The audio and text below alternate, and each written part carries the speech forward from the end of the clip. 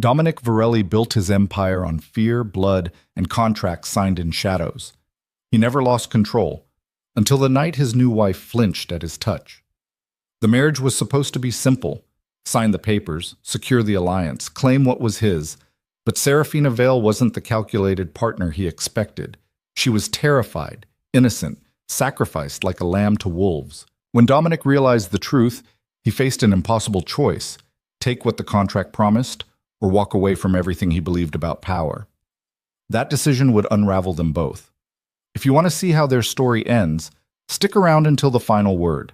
And hey, drop a comment with your city so I can see how far this story travels. Now, let's begin. The Armory Club sat in Lower Manhattan like a bruise that wouldn't heal, all red velvet and dark wood, the kind of place where men made deals that never saw daylight. Dominic Varelli stood at the bar, whiskey untouched, watching the room with eyes that missed nothing. He'd owned this place for 6 years, owned most of the people in it longer than that. "You look tense." Marcus Chen appeared at his elbow, Dominic's oldest friend and the closest thing he had to a conscience. "Big night. It's a signature on paper." Dominic's voice carried no inflection. "Same as any other deal. Except this one comes with a wife." Dominic didn't respond. The marriage contract had taken 3 months to negotiate. The Vale family controlled shipping routes through 5 major ports, routes Dominic needed to expand his operations without interference. Aldo Vale had been bleeding money for years, desperate enough to offer his daughter as collateral. It was practical, strategic. Marcus studied him. "You ever met her, Serafina?" "Once. 2 years ago at some charity thing." Dominic tried to recall details and came up with nothing substantial. "She barely spoke." "And you're marrying her anyway?" "I'm securing an alliance. The girl's just part of the package." The words sounded hollow even to his own ears, but Dominic had built his life on such calculations. Emotion was weakness. Attachment was leverage waiting to be exploited. He'd learned that lesson young, beaten into him by a father who saw children as investments and love as a liability. The door opened. Aldo Valle entered, flanked by 2 men Dominic recognized as his inner circle, both aging, both desperate. Aldo himself looked worse than the last time they'd met, his expensive suit hanging loose on a frame that had shed weight from stress. "Varelli." Aldo's handshake was too firm, trying to project confidence he didn't possess. "Everything's ready. Serafina's upstairs with her mother." "The contracts." "Signed this morning. My lawyers confirmed everything's in order." Aldo's smile didn't reach his eyes. "You'll have full access to the shipping routes within 48 hours. And Serafina, well, she understands her duty." Something in that last sentence made Dominic pause, but he pushed the feeling aside. "Then we're done here." "Not quite." Aldo gestured toward the private elevator. "The ceremony's in 20 minutes. Small gathering, like we agreed. Just family and essential witnesses." Dominic nodded. He'd insisted on small. The less fanfare, the less it felt like anything other than business. The elevator rose in silence. When the doors opened, Dominic stepped into a room he barely recognized. Someone had transformed the top floor of the Armory into a mockery of romance. White flowers, soft lighting, chairs arranged in neat rows. A handful of people stood scattered throughout, their conversations dying as Dominic entered. He recognized a few faces. Victor, his head of security, standing near the windows. His Aunt Teresa, the only family member he maintained contact with, watching him with something like pity. The rest were Vale's people, relatives and associates who looked at Dominic with barely concealed fear. Good. Fear kept people predictable. An older woman approached, her resemblance to Aldo marking her as his wife. "Mr. Varelli, I'm Catherine Vale. We met once, briefly." "Mrs. Vale." Dominic's tone was formal, distant. "Serafina will be ready soon. She's just—" Catherine's hands twisted together. "She's nervous. This is all very sudden for her." "We all know what this is." Dominic kept his voice level. "I assume she's been informed of the expectations." Catherine flinched. "She knows her duty." There was that word again. Duty. It sat wrong in Dominic's chest, but he couldn't identify why. Marcus appeared with 2 glasses of champagne, For the happy couple, he said, his tone carefully neutral. He handed one to Dominic, who set it down untouched. Where's the officiant? Judge Morrison's here. Aldo called in a favor. Marcus lowered his voice. You sure about this? It's not too late to... It's done. Dominic cut him off. The papers are signed. Papers can be unsigned. Dominic turned to face his friend fully. Why are you pushing this? Because I've known you 20 years, and I've never seen you this cold about anything, and that's saying something. Marcus met his gaze steadily. This isn't like moving product or negotiating territory. This is a person. A person who agreed to the terms. Did she? Marcus asked quietly. Or did her father agree for her? Before Dominic could answer, the murmur of conversation shifted. He turned toward the small dressing room at the far end of the space, and his breath caught despite himself. Serafina Vale stood in the doorway, and she was nothing like he remembered. 2 years ago, she'd been background noise in a room full of background noise. Forgettable, unremarkable. Now she wore a simple white dress that should have been elegant, but instead seemed to swallow her whole. Her dark hair had been pulled back from a face so pale it looked translucent under the soft lights. But it was her eyes that stopped him. Terror, pure, undisguised terror. She wasn't looking at him with fear, she was looking at everything with fear. Her gaze darted around the room like a trapped animal searching for exits. Her hands gripped a small bouquet so tightly her knuckles had gone white. When Catherine approached to adjust her dress, Serafina flinched hard enough that everyone noticed. This wasn't nervousness. This was panic. Dominic felt something shift in his chest, some unnamed feeling that he immediately tried to suppress. This was the deal. The girl had known what she was agreeing to. Whatever terror she felt now was her problem to manage. But as Aldo took her arm to lead her down the makeshift aisle, Serafina stumbled. Her father's grip tightened, pulling her forward with more force than necessary, and Dominic saw her bite her lip hard enough to draw blood. She was shaking, visibly shaking. The ceremony began in a blur. Judge Morrison spoke words that Dominic had heard at a dozen weddings, making this farce sound legitimate. Dominic responded when required, his voice steady and emotionless. When the judge turned to Serafina, asking if she took Dominic as her husband, there was a pause that stretched too long. Her voice cracked. She tried again. I do. It sounded like surrender. The judge pronounced them married. Dominic was supposed to kiss her. Tradition demanded it. But when he leaned in, Serafina turned her face so sharply that his lips barely grazed her cheek. Her entire body had gone rigid. Applause scattered through the room, polite and perfunctory. Aldo looked relieved. Catherine looked devastated. Marcus looked like he wanted to say something but thought better of it. And Serafina looked like she was about to shatter into pieces. The reception was brief by design. Dominic had insisted on no dancing, no cake-cutting ceremony, none of the theatrical elements that made weddings into spectacles. What he got instead was an hour of forced conversation and champagne he didn't drink while Serafina sat in a chair against the wall, untouched and untouchable. He watched her from across the room. She hadn't moved in 20 minutes, hadn't spoken to anyone who approached her. Her mother had tried once, leaning in to whisper something that made Serafina's eyes fill with tears she wouldn't let fall. She's terrified of you. Victor had materialized at Dominic's shoulder, silent as always. She doesn't know me. Maybe that's why. Victor had been with Dominic for 15 years, long enough to speak freely. You know what they say about you on the streets. The stories. Stories aren't my concern. They are when your wife looks at you like you're going to kill her. Dominic's jaw tightened. She'll adjust. Will she? Victor's tone suggested doubt. Or will she just learn to be afraid quietly? Before Dominic could respond, Aldo appeared with a politician's smile and a drunk man's eyes. Well, Virelli, congratulations. I trust you'll take good care of my daughter. The way he said it, like Serafina was a car he'd just sold, made something dark unfurl in Dominic's chest. The shipping routes will transfer tomorrow. About that. Aldo's smile widened. I've prepared all the documentation. You'll have full operational control by noon, and Serafina, well, she comes with her own set of instructions. Instructions? She's been raised properly, knows how to run a household, how to entertain, how to... Aldo's voice dropped. How to fulfill her wifely duties without complaint. Her mother made sure of that. Dominic felt his hands curl into fists. We're done here. Of course, of course. Aldo clapped him on the shoulder with false bonhomie. I'll leave you two alone. I'm sure you're eager to get to know each other better. He walked away laughing, and Dominic wanted to put his fist through something. Boss. Victor's voice was low. Maybe give her time. This is a lot for anyone to... I know what this is. Dominic cut him off.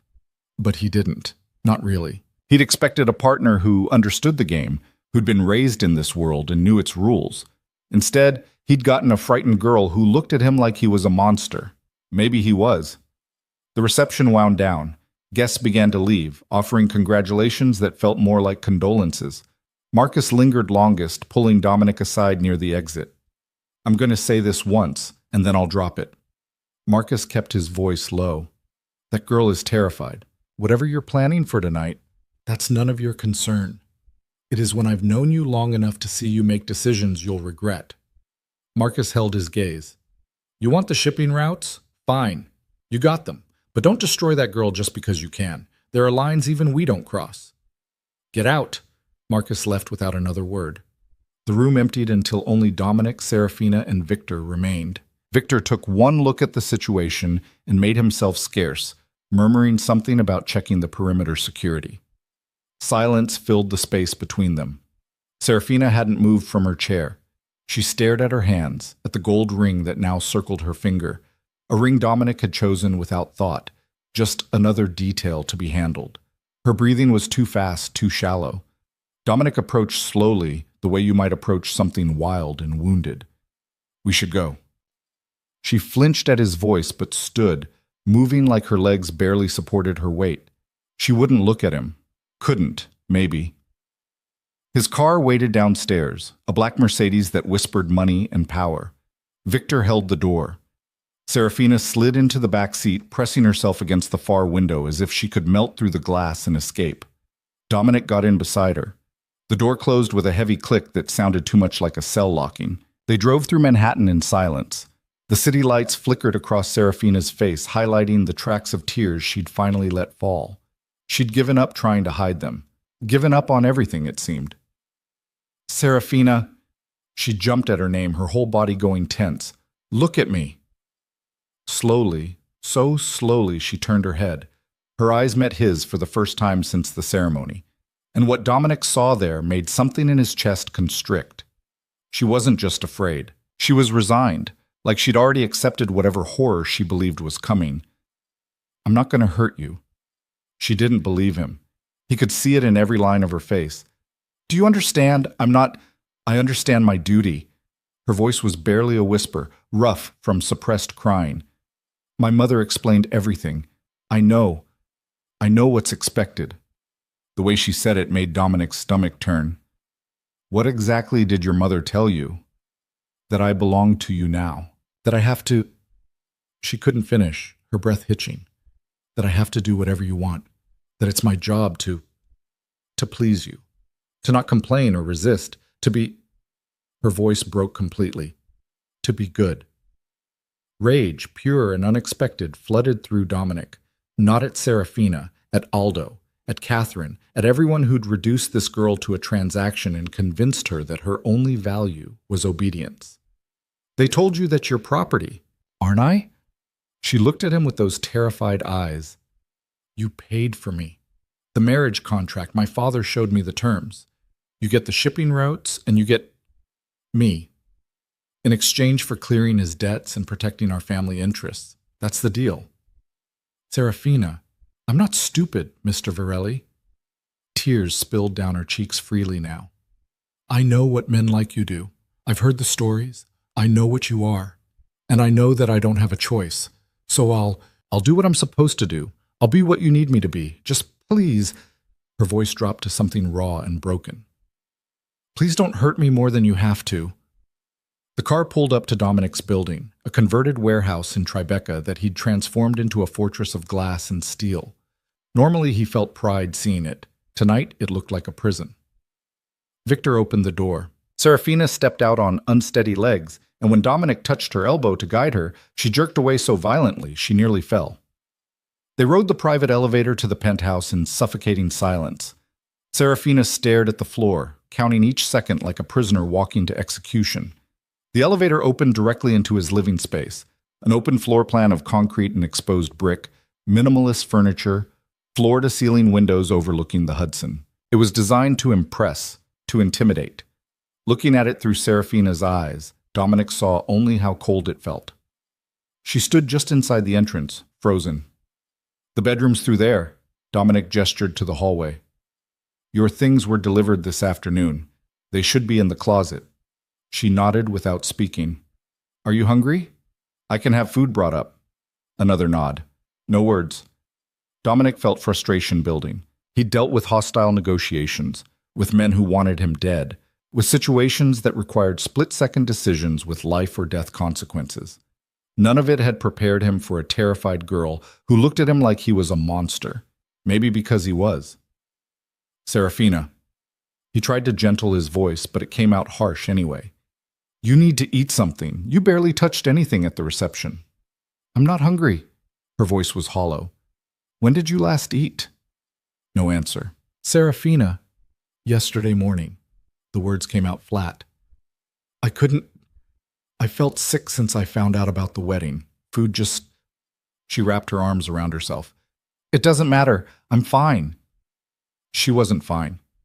She was trembling so hard her teeth were chattering despite the warmth of the room. Dominic moved toward her, and she backed up immediately, her shoulders hitting the wall. Panic flashed across her face. Real, visceral panic that made her look like she might bolt or collapse, or both. He stopped, raised his hand slowly, palms out. "I'm not going to touch you." "But you will." She was crying again, silent tears that she didn't bother wiping away. "Eventually." "That's the point of all this, isn't it? The marriage contract includes... It specifies..." She couldn't say it. "Consummation." Dominic finished for her and watched her flinch at the word. "That's what you think this is about, isn't it?" And there it was. The ugly truth neither of them had spoken. The marriage contract, in all its cold legal language, included provisions about heirs, about the continuation of bloodlines, about expectations that required intimacy whether either party wanted it or not. Dominic had barely registered those clauses when he signed.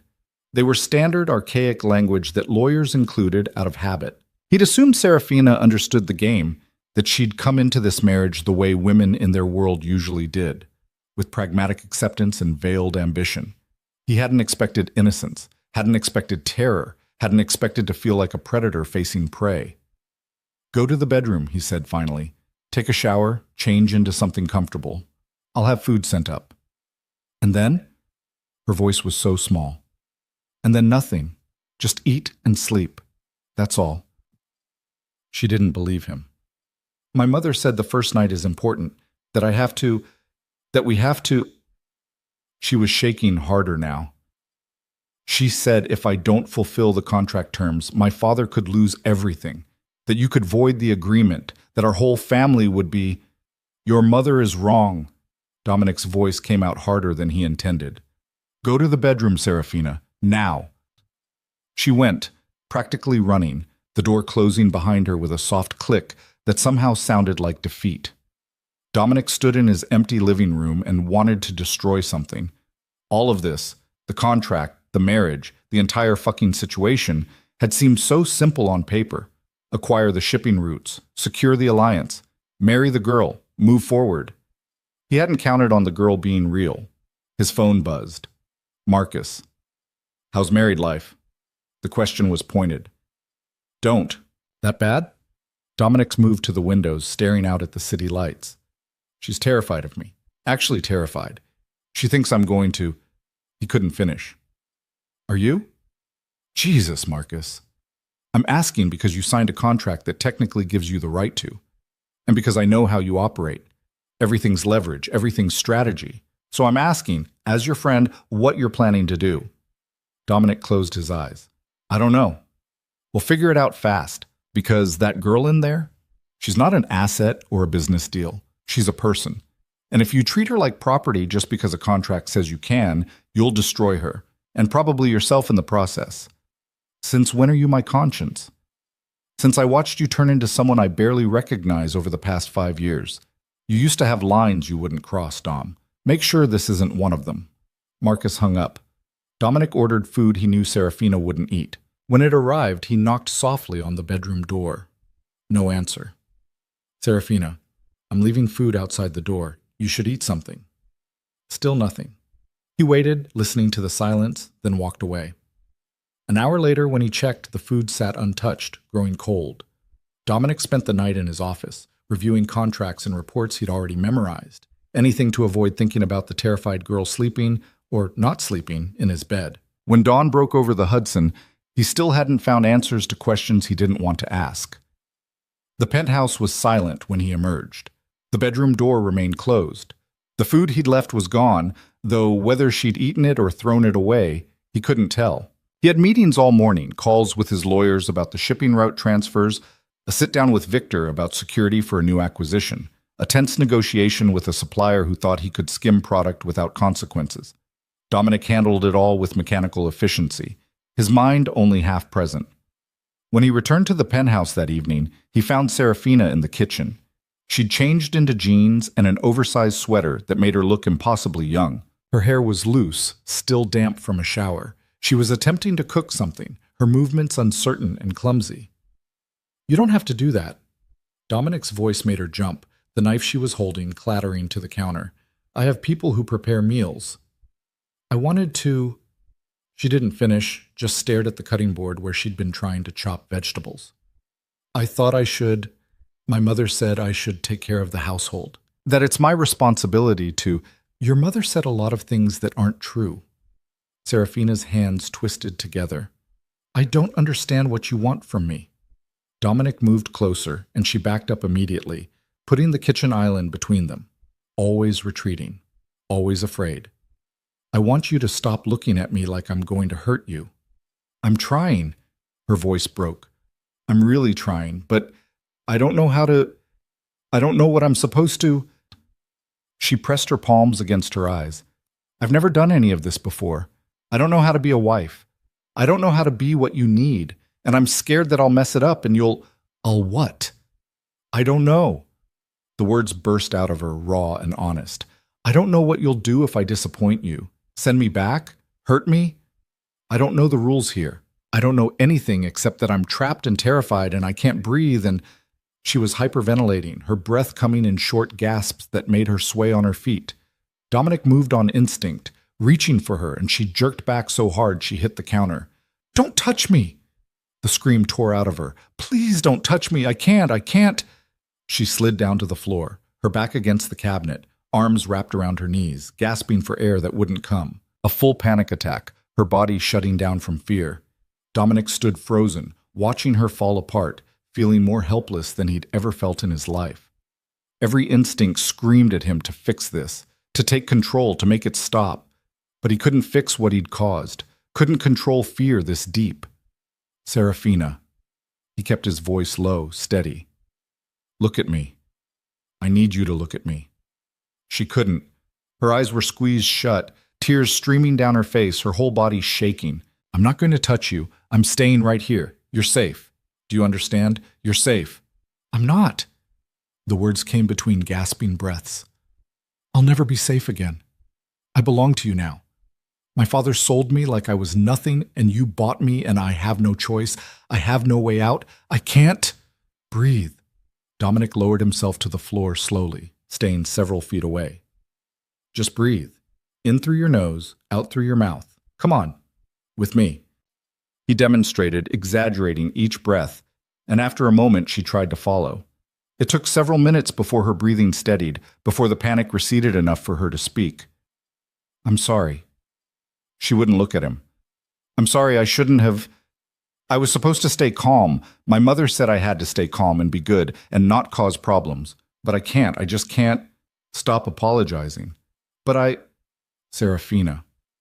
He waited until she finally met his eyes. "What did they tell you about me? Specifically?" She bit her lip. "That you're dangerous, that you've killed people, that everyone in the city is afraid of you, that you get what you want no matter what it takes, that if I don't—" She stopped. "If you don't what?" If I don't keep you happy, you could destroy my whole family. That the contract gives you power over all of us now, that I'm responsible for making this work." Dominic felt rage building again, cold and focused. Aldo had done this, had taken his own daughter and weaponized her fear to ensure compliance, had convinced her that her only value was obedience, that her only purpose was to satisfy a monster's demands. "Your family used you." The words came out harsh. "They put you in an impossible situation and told you it was your duty. They made you believe that you have to sacrifice yourself to save them. That's not protection, Serafina. That's cowardice."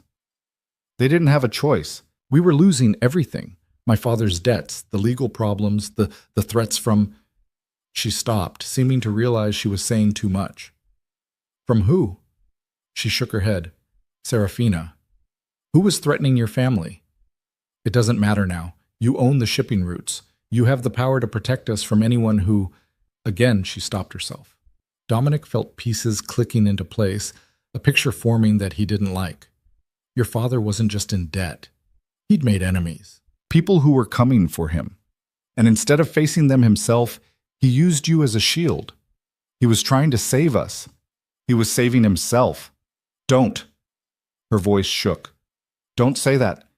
He's still my father. He's still... She couldn't finish, because they both knew the truth. Aldo Valle had sacrificed his daughter to save his own skin, had dressed it up as duty and family honor, had convinced her it was love. How old are you? Dominic asked suddenly. 22. And he's been planning this for how long? I don't know, a few months, maybe longer. I only found out 2 weeks ago. She pulled her knees tighter to her chest. I came home and my mother sat me down and explained everything. The debts, the threats, the marriage contract. She said it was the only way, that I had to do this for the family, that it was my responsibility as the oldest daughter. You have siblings, 2 younger sisters, still in school. Something shifted in her expression, fierce protectiveness breaking through the fear. They can't know about any of this. They think I'm getting married because I want to, because it's... She laughed bitterly. Because it's romantic. What do they know about me? Nothing real, just that you're successful, powerful. My mother made you sound almost respectable. Serafina wiped at her tears with the sleeve of her sweater. They don't know what you actually do, what you actually are. And what am I? She looked at him then, really looked at him, and Dominic saw himself through her eyes. A man who built empires on violence, who took what he wanted, who inspired fear in everyone he encountered. A man who'd married a terrified girl because she came with shipping routes he needed. I don't know, she whispered. That's what scares me most. I don't know what you are, or what you want, or what you'll do to me. I only know I can't escape. The words hung between them, brutal in their honesty. Dominic stood slowly, carefully, telegraphing every movement. Get up! Terror flashed across her face, but she obeyed, rising on shaking legs. Go back to the bedroom. Please. Go to the bedroom, Serafina. Lock the door. I'm sleeping in the guest room tonight. He pulled out his phone. I'm ordering food. Real food, not whatever you were trying to make. When it arrives, I'll leave it outside your door. You're going to eat it. All of it. And then you're going to sleep. That's all. No expectations, no contracts, no duties. Just sleep. Do you understand? She nodded, not quite believing him. In the morning, we're going to talk, really talk, about what this arrangement actually is, what you can expect from me, what the rules are. But tonight, you're just going to rest. He paused. Can you do that? I think so. Good. Now go. She went. And this time when the door closed, it didn't sound like defeat. It sounded like mercy. Dominic ordered enough food for 3 people, all comfort items he hoped might actually appeal to her. When it arrived, he knocked once and left it outside the bedroom door as promised. He heard her emerge 20 minutes later, heard the soft sound of containers being opened. An hour after that, he checked. The food was gone. Small victory. He spent the night in the guest room, staring at the ceiling, trying to figure out what the hell he was doing. The contract was signed. The shipping routes were transferring. He'd gotten what he wanted. Except he hadn't. Not really. Because what he'd actually gotten was a terrified girl who'd been sold to save a coward's skin, a situation that made him feel more like a villain than any of the actual crimes he'd committed. and a marriage that felt less like an alliance and more like a cage. And somewhere in the darkness, in his own bedroom, Serafina was probably lying awake too, counting the hours until she'd have to face him again, convinced that mercy was just another form of cruelty waiting to reveal itself. Dominic had built his empire on reading people, on understanding leverage, on knowing exactly how to get what he wanted. But he'd never wanted to be someone's nightmare, never wanted to be the monster a frightened girl saw when she closed her eyes. The question was, could he be anything else? Or was this who he'd become? Someone so steeped in violence and power that even kindness looked like a threat? He didn't have answers, just questions that multiplied in the dark, and the growing certainty that the contract he'd signed had bought him something he'd never wanted, a person's fear, complete and paralyzing. And for the first time in his carefully constructed life, Dominic Varelli didn't know what to do with power once he had it. Morning came too early and not early enough. Dominic had managed maybe 2 hours of sleep, his mind churning through possibilities and problems until the sky turned gray. He found himself standing in the kitchen at 6, making coffee he didn't want, listening to the silence of the penthouse and wondering if Serafina had slept at all. The bedroom door opened at 7:30. She emerged wearing different clothes, dark jeans, a plain sweater, her hair pulled back. She looked exhausted, dark circles under eyes that were still red from crying. But she'd washed her face, composed herself into something that resembled calm. "Good morning." Her voice was quiet, formal. "Morning." Dominic gestured to the coffee. "Want some?" She shook her head, then seemed to reconsider. "Actually, yes, please." He poured her a cup, black, and watched as she added cream and sugar with shaking hands. She wouldn't look at him directly, her gaze settling somewhere around his shoulder. "Did you eat last night?" "Yes. Thank you." She took a sip of coffee, winced at the heat. "It was more than I could finish." "But you ate some." "Most of it, actually. I was hungrier than I thought." They stood in the kitchen, the island between them like a demilitarized zone. Outside, the city was waking up, traffic sounds, construction noise, the ambient hum of millions of lives being lived. Inside, the silence pressed down like weight. "We need to talk." Dominic set his cup down. "Really talk. Not the conversation we had last night. Not whatever your parents told you to expect. Actual honesty." Serafina's grip tightened on her mug. "Okay." "Sit down." She did, choosing the chair farthest from him. Always distance, always escape routes. Dominic stayed standing, mainly because he couldn't figure out what to do with his hands.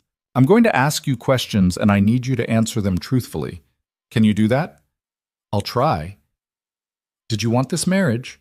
The question seemed to catch her off guard. "Want?" "Yes, want. Did you choose this or were you forced into it?" She looked down at her coffee. "Does it matter? I'm here now. The contract's signed." "It matters." "Answer the question." "No." The word came out small and defeated. "I didn't want this. I didn't want any of this." "Did your father give you a choice?" He explained the situation, the debts, the threats. He said this was the only way to save the family, to protect my sisters. He made it sound like...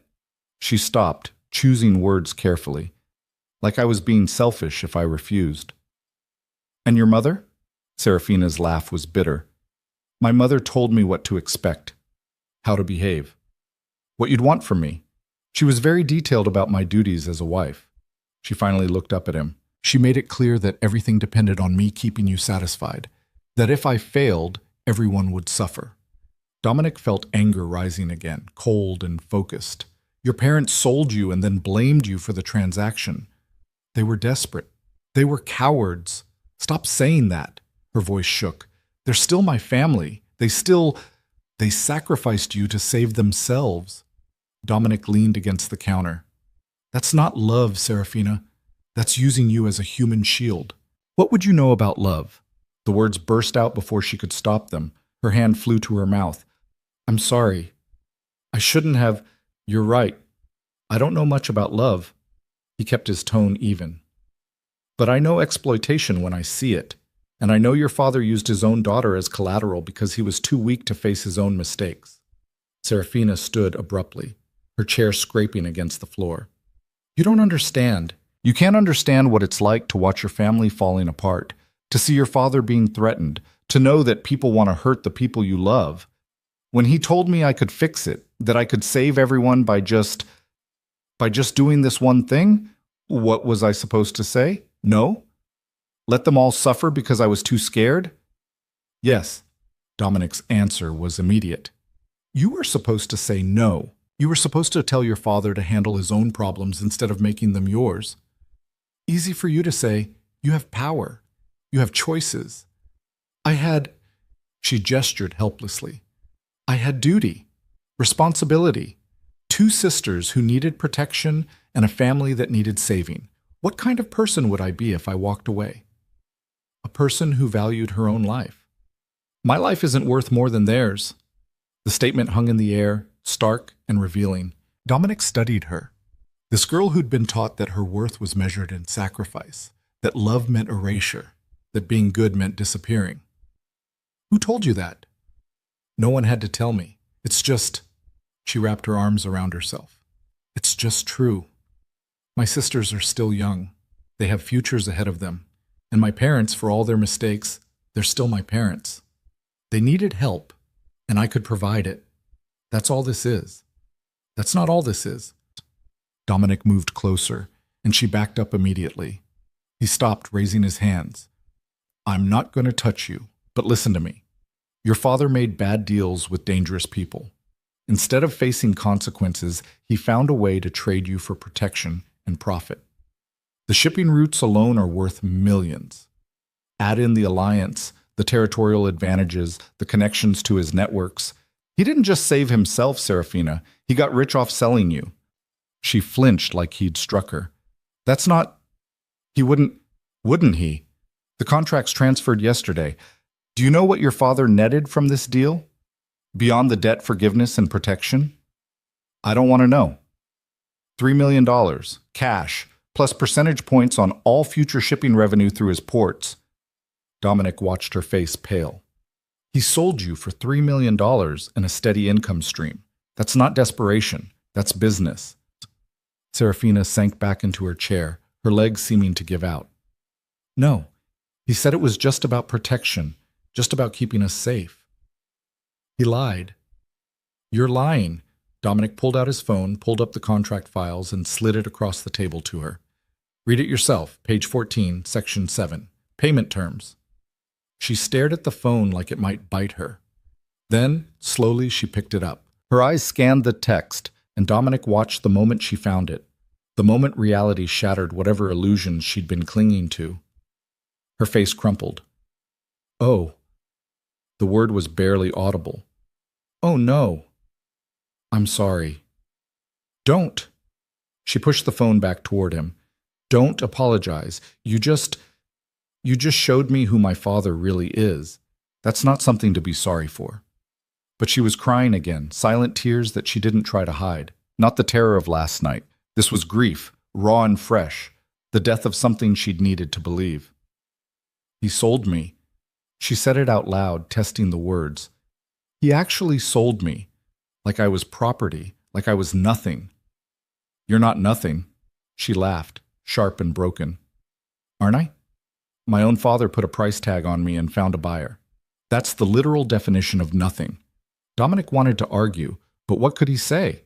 She was right. Aldo had commodified his own daughter, had reduced her to an asset to be traded, and Dominic had been the one to make the trade. I didn't know. The words felt inadequate. When I signed the contract, I assumed you were part of the deal because you wanted to be, that you understood what this was. A business arrangement. Yes. And now? Now I know better. Dominic sat down across from her, maintaining distance. I know you were forced into this. I know you're terrified. I know your father is a piece of shit who deserves worse than what I'll probably give him, and I know that none of this is your fault. But the contract still stands. The contract can be voided. Her head snapped up. What? I can dissolve it, return you to your family, keep the shipping routes as breach of contract compensation. Your father would lose the $3 million, but you'd be free. Hope flared in her eyes, bright and desperate. Then it died. My sisters, what about them? The people threatening my father, they don't care about contracts. If I leave, if this arrangement falls apart, they'll go after my family again. My sisters could be... She couldn't finish. At least this way with you, they're protected. You have the power to keep them safe. You'd stay in a marriage you don't want to protect siblings. Your father should be protecting himself. They're 8 and 10 years old. They don't deserve to suffer because our father's a coward. She wiped at her tears angrily. So, yes, I'll stay. I'll do whatever the contract requires. I'll be whatever you need me to be. Just please keep them safe. Dominic felt something shift in his chest, some recognition of the impossible position she was in. She couldn't leave without abandoning her sisters, couldn't stay without destroying herself. Trapped between loyalty and survival with no good options. What if there was a third choice? There isn't. What if you stayed, but the terms changed? Serafina looked at him warily. Changed how? We stay married on paper. I maintain protection for your family, keep your sisters safe, make sure your father's enemies stay away. But between us, the expectations change. I don't understand. Dominic chose his words carefully. The contract says we're married. It doesn't say you have to be terrified of me. It doesn't say you have to sacrifice yourself. We can make this arrangement into something bearable. Bearable? She tested the word. What does that mean? It means I'm not going to force you into anything. Not intimacy, not performance, not whatever duties your mother told you about. You live here, we maintain appearances when necessary, and your family stays protected. But behind closed doors, you're free. Free. The word sounded foreign in her mouth. I don't believe you. I know. You shouldn't. Not yet. But I'm offering anyway. She studied him for a long moment, trying to find the trap. Why would you do that? What do you get out of it? The shipping routes, the alliance, strategic advantages. He paused. And maybe the ability to sleep at night. You don't strike me as someone who loses sleep over his decisions. I didn't used to be. But watching you fall apart last night because you thought I was going to... He stopped. Let's just say it wasn't my finest moment. You felt guilty. I felt like a monster. Maybe you are one. There was no venom in her voice, just observation. Maybe we're both just trying to survive in a situation neither of us wanted. Maybe. They sat in silence, the morning light getting stronger through the windows. Somewhere in the building, someone was playing music, the bass line vibrating through the walls. Normal life, happening all around them while they negotiated the terms of captivity. I need guarantees. Serafina's voice was stronger now, less shaky. If I'm staying, if I'm doing this, I need to know my sisters are actually safe. Not just promised safety, actual protection. Done. I'll assign security to them. Discreet, but effective. And my father's debts? The threats? Already handled. As of yesterday, your father's creditors answer to me. Anyone who comes after him comes after me. Dominic leaned forward. Your sisters are untouchable now. Your family has my protection whether your father deserves it or not. What about the $3 million he got? What about it? Can you take it back? Make him return it? Dominic raised an eyebrow. Why would you want that? Because I don't want him profiting off this. I don't want him to think he made a good deal. Her voice went hard. I want him to understand what he did, what he cost me. There was steel underneath the fear, Dominic realized. A spine she'd been taught to hide but hadn't lost. I can make that happen. But it might make things difficult for your family financially. Good. Let him struggle. Let him feel what desperation actually looks like instead of using me as a solution. She met Dominic's eyes directly for the first time. I'll sacrifice myself for my sisters, but I won't let my father profit from it. Consider it done. Well, just like that? Just like that. Dominic pulled out his phone, typed a message to his lawyers. By end of business today, the $3 million gets reclassified as a loan with aggressive terms. He'll wish he never took it. Something that might have been satisfaction crossed Serafina's face. Thank you. Don't thank me. I'm still the one who signed the contract that put you here. But you're also the one offering to make it bearable. She wrapped her hands around her coffee mug, seeking warmth. That's something. Maybe not enough, but something. They fell into silence again, but it felt different now, less hostile, still wary, still careful, but with the beginning of something that wasn't fear. I have questions. Serafina's voice was quiet. About you. About this life. About what I'm actually part of now. Ask. The things people say about you, are they true? Depends what they say. That you've killed people, that you run criminal operations, that you're dangerous. Dominic considered lying, spinning some version of himself that would be easier to live with. But she'd asked for honesty, and he'd promised it. Yes, all of that is true. She absorbed this without flinching. How many people? How many have I killed? Yes. Do you really want to know? I'm living with you, married to you. I think I deserve to know who I'm married to. Fair point. I stopped counting after the first few. Some were self-defense, some were business, some were... He trailed off. Some were because I could, because I was angry, or because someone needed to be taught a lesson, or because it was easier than the alternative. Do you regret it? The question caught him off guard. Some of them. The ones who probably didn't deserve it. The ones who were just in the wrong place at the wrong time. But not all of them. No, not all of them. Some people needed killing, still do. Serafina was quiet for a moment. My father said you were ruthless, that you built your empire on fear and violence. He made it sound almost admirable, like it was strength. It's not strength, it's survival that went too far. What does that mean? Dominic stood, moved to the window, putting distance between them. I grew up in a house where weakness got you beaten, where showing emotion meant giving someone leverage to use against you, where the only way to survive was to be harder, meaner, more willing to do terrible things than everyone around you. So that's what I became. And it worked. I survived, built something, made myself into someone people feared instead of someone who got hurt. But somewhere along the way, survival turned into empire building. Fear turned into power. And I stopped asking whether I should do something and started just doing it. Because I could. Because no one could stop me. He turned to face her. Your father was right. I am ruthless. I am dangerous. And I've done things that would make you run if you had anywhere to run to. I'm not running. You should be. But I'm not. She stood, moved closer to the window, though still maintaining several feet of distance. Do you want to know what I think? What? I think you're telling me all of this to scare me, to make me understand how dangerous you are, so I'll... What? Be more afraid? Be more careful? Understand my place? She shook her head. But here's the thing. I'm already terrified. You can't make it worse. So maybe just tell me the truth without the performance. Tell me who you actually are instead of who you want me to think you are. Dominic stared at her. This girl who'd been shaking so hard last night she could barely stand, now calling him out with unexpected clarity.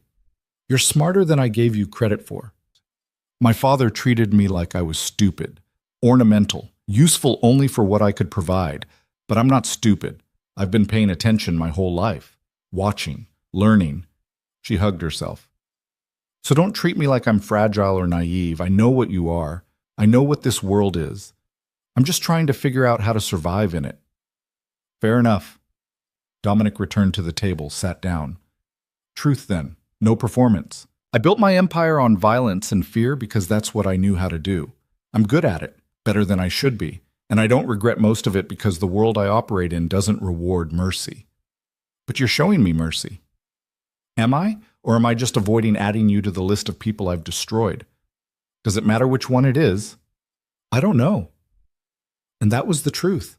Dominic didn't know why Serafina's terror had affected him when nothing else did. Didn't know why her fear felt different than the fear he saw in business rivals or enemies or people who owed him money.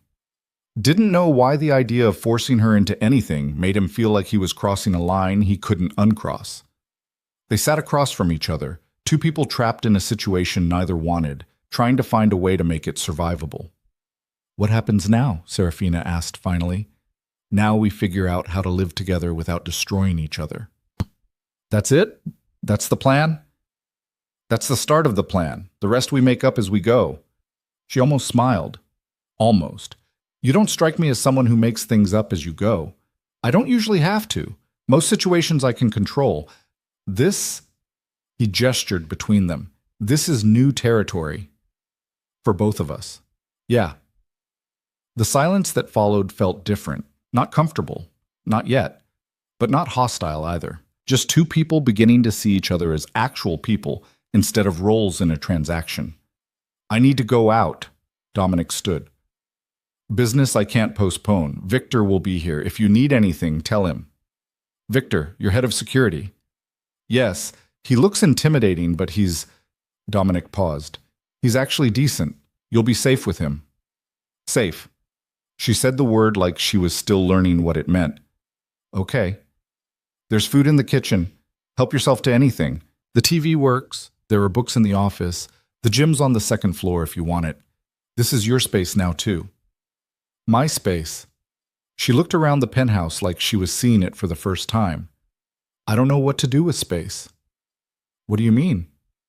I've spent my whole life in my father's house, following my mother's rules, being who they needed me to be. I've never had space that was just mine, never had time that wasn't scheduled or supervised or controlled. She met his eyes. I don't know how to just be, without someone telling me what I'm supposed to do. The admission gutted him in ways he didn't expect. Then learn. You've got time now, nothing but time. And when you come back? When I come back, we have dinner, we talk, we keep figuring this out. He moved toward the door, then stopped.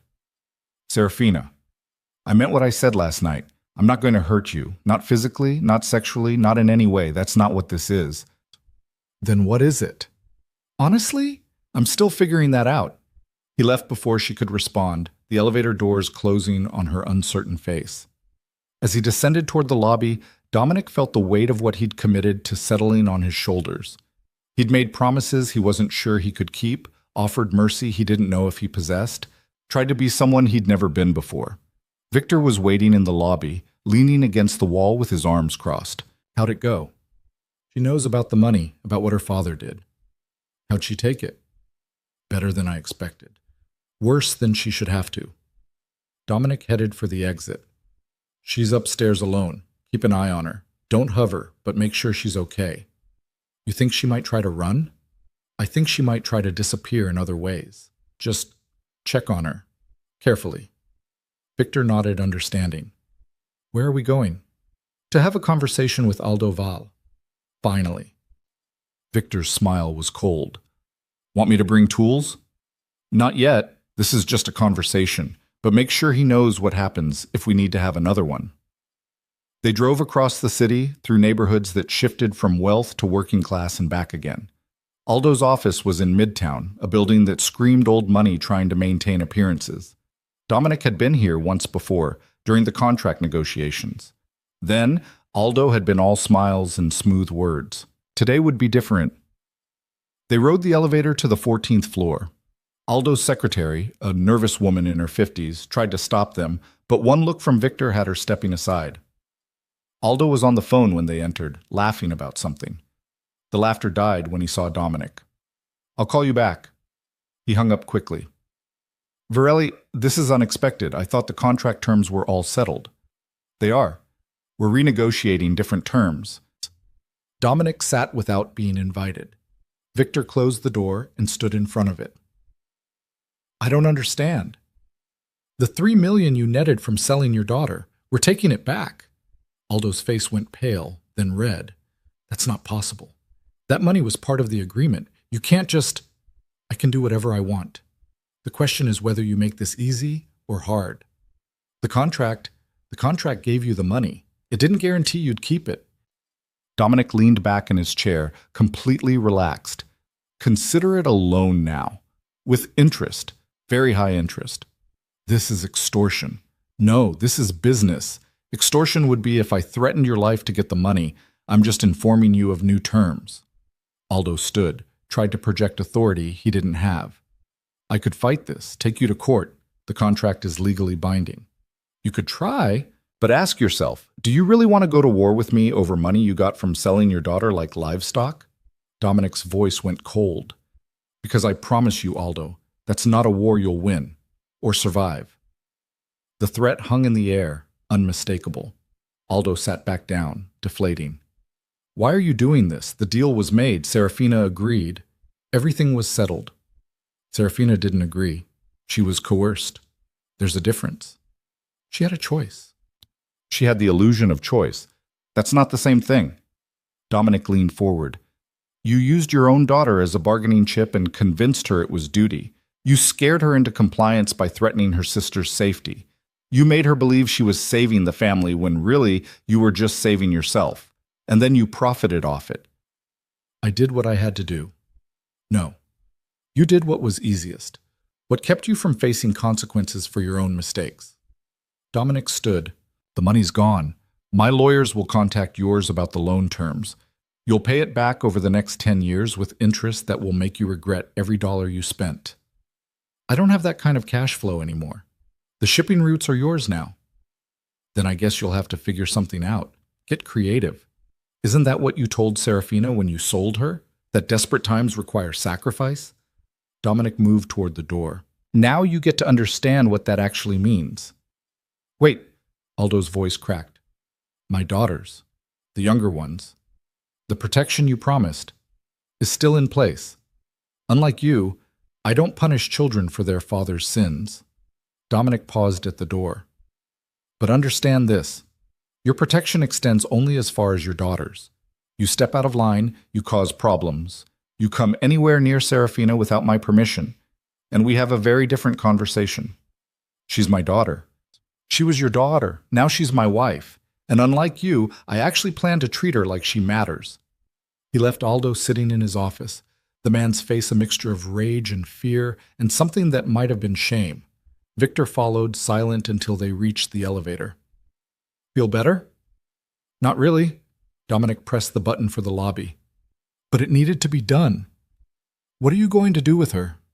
Serafina. I don't know. You like her?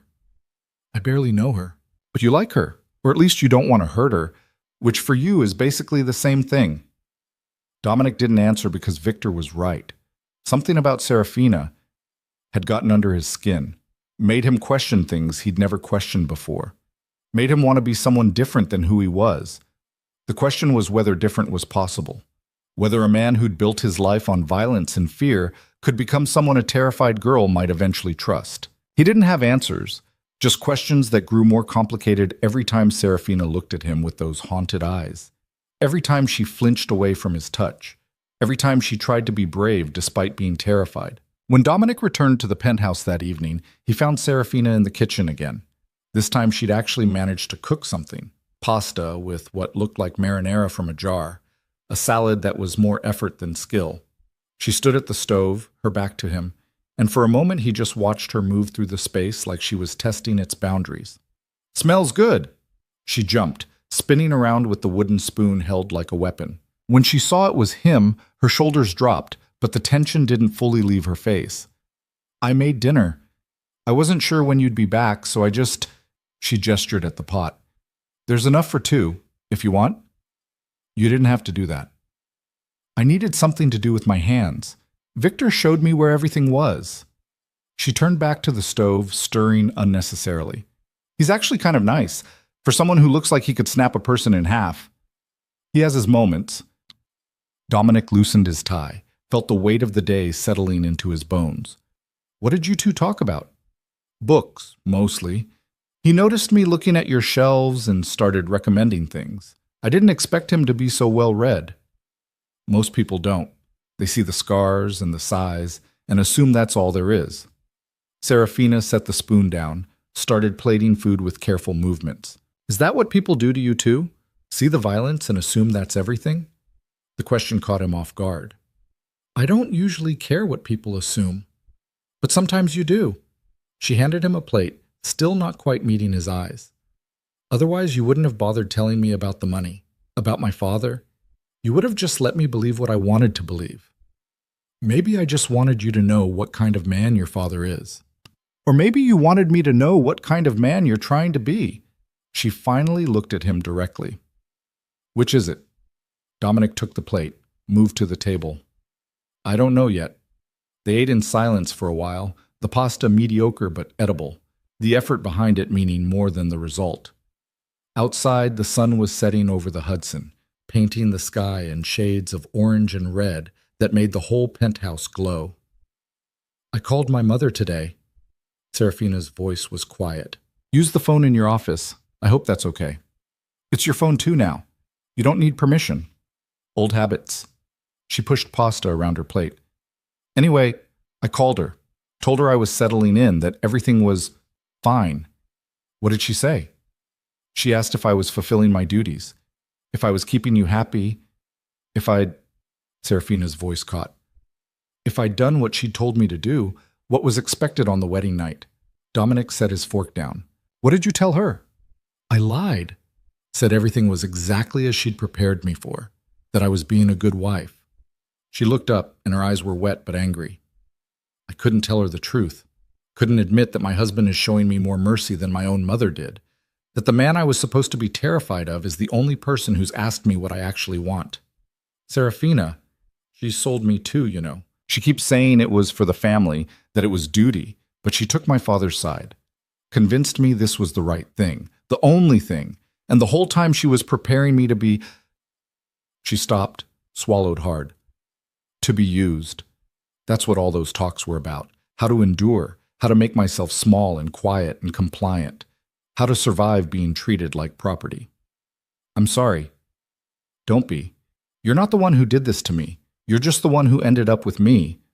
She stood abruptly, started clearing plates even though Dominic wasn't finished. "My mother asked when I'd be coming to visit, bringing my new husband to meet the family properly. She wants to show me off.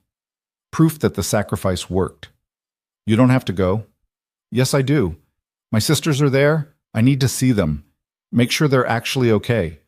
She ran water in the sink, her movement sharp and agitated. "Besides, don't you want to collect on your investment?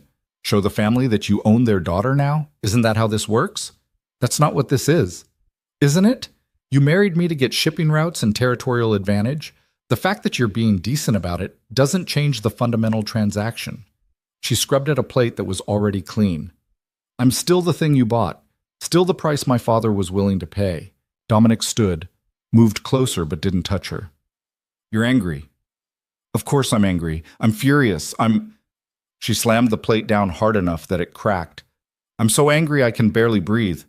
At my father for selling me, at my mother for helping him, at myself for being too weak to say no, at you for being part of this whole terrible situation, even if you're trying to make it better.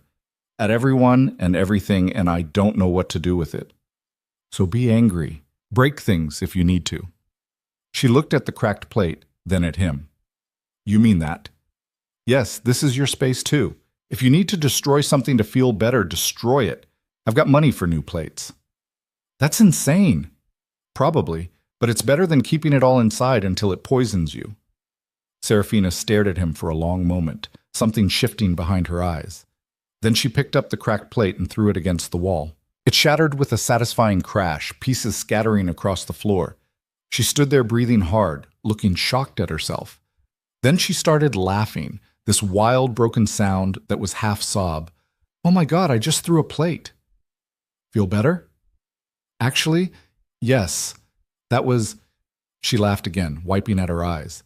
"That was kind of amazing." "Want to throw another one?" "No, maybe. I don't know." She slid down to the floor, sitting among the broken pieces.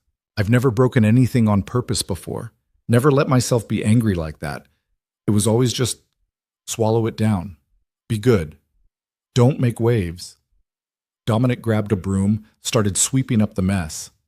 "You can make waves here. You can be angry. You can break every plate in the kitchen if it helps." "You really mean that?" "Yes." She watched him sweep, this strange domestic moment in the middle of chaos.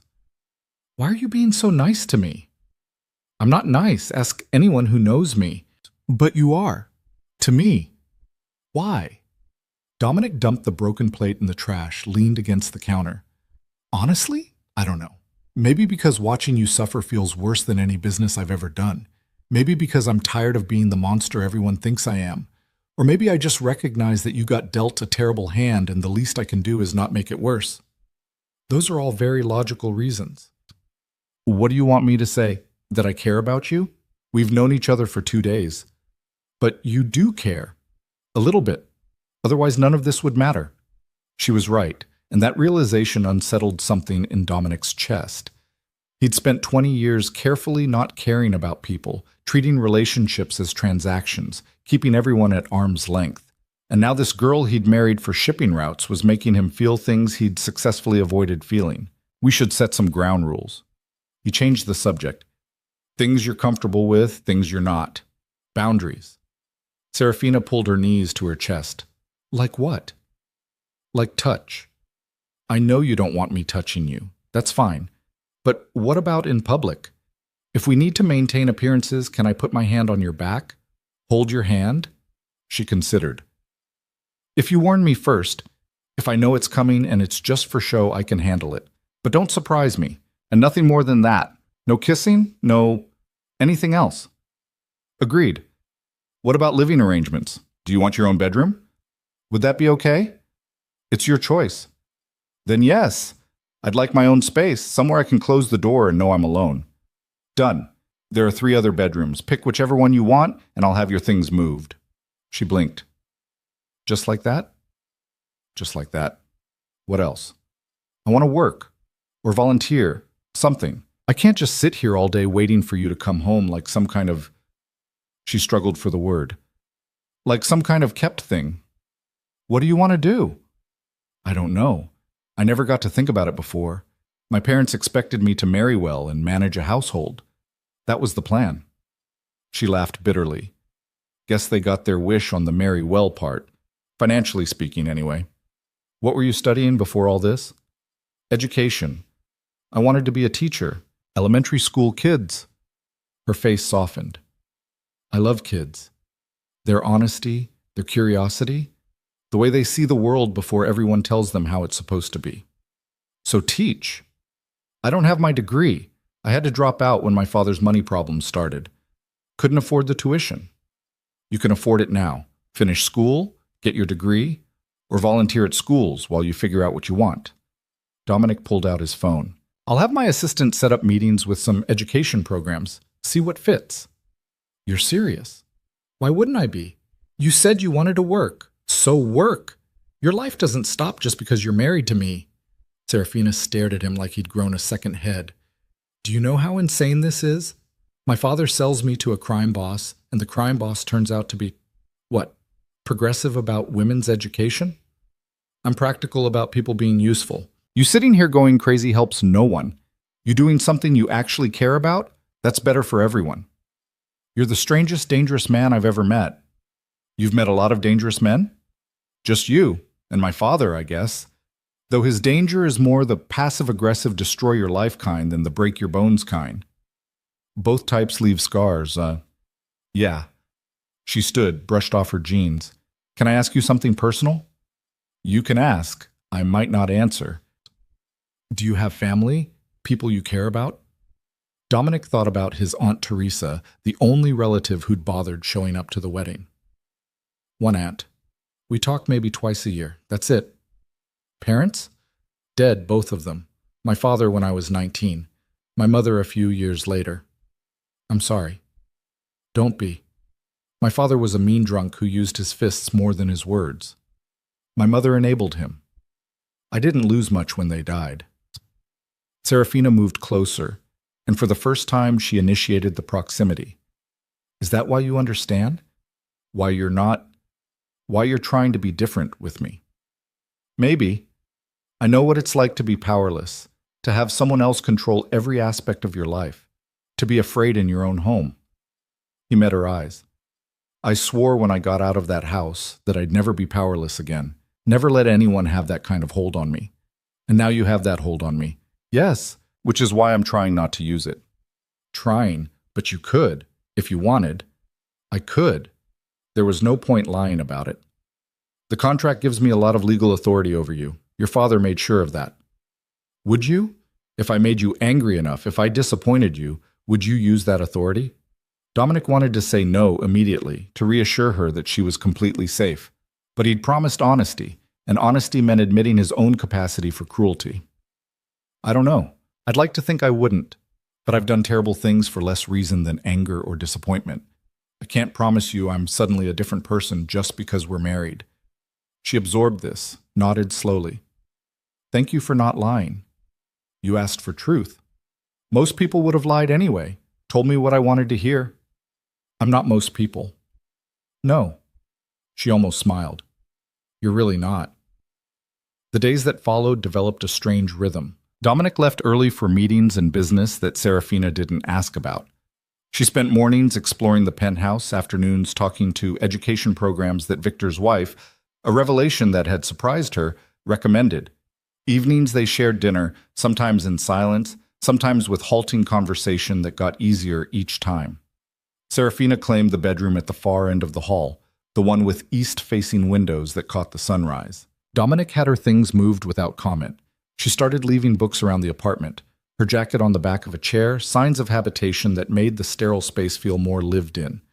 On the fourth day, Marcus stopped by unannounced. Dominic was in his office when Victor buzzed up. "Chen's here, says it's important." "Send him up." Marcus came in looking concerned. "We need to talk about the Colombo situation." "Not now." "Yes, now. They're making noise about the shipping routes, claiming we overstepped by taking Vale's territory." "It's not Vale's territory anymore, it's mine." "That's the problem. They had an arrangement with Aldo. Money flowing their direction. Now that money's gone and they're pissed." Dominic felt the old familiar anger rising. "Then they can be pissed. I'm not negotiating." "You might have to, unless you want a war." "I've handled wars before. Not like this. Not when you've got—" Marcus lowered his voice. "Not when you've got a wife to protect." The words hit harder than they should have. Dominic stood, moved to the window. "What are you saying?" "I'm saying they know about Serafina. Everyone knows. And some people are wondering if that's a weakness they can exploit. If anyone touches her, I know, you'll burn down the city, but that doesn't help her if she's already hurt." Marcus stepped closer. "I'm not trying to scare you. I'm trying to make you think strategically. The old Dominic would have seen this coming, would have had contingencies in place." "The old Dominic didn't have complications." "You mean he didn't care about collateral damage?" Marcus studied him. "What's happening with you?" "You've been different since the wedding, distracted." "I'm handling it." "Are you?" "Because from where I'm standing, you're making decisions based on something other than business. And in our world, that gets people killed." Dominic's phone buzzed. A text from an unknown number. He opened it and felt his blood go cold. The photo showed Serafina leaving the building that morning. The angle suggested it was taken from a car across the street. No message, just the picture. "We have a problem." He showed Marcus the phone. "Shit, when did this come in?" "Just now." Dominic was already moving, heading for the living room where Serafina was reading. She looked up when he entered, saw his face, and immediately tensed. "What's wrong?" "We need to talk about security." "Security?" "Someone's watching you, taking pictures." He showed her the photo. "This was sent to me 5 minutes ago." The color drained from her face. Why would someone? "Because they know you matter.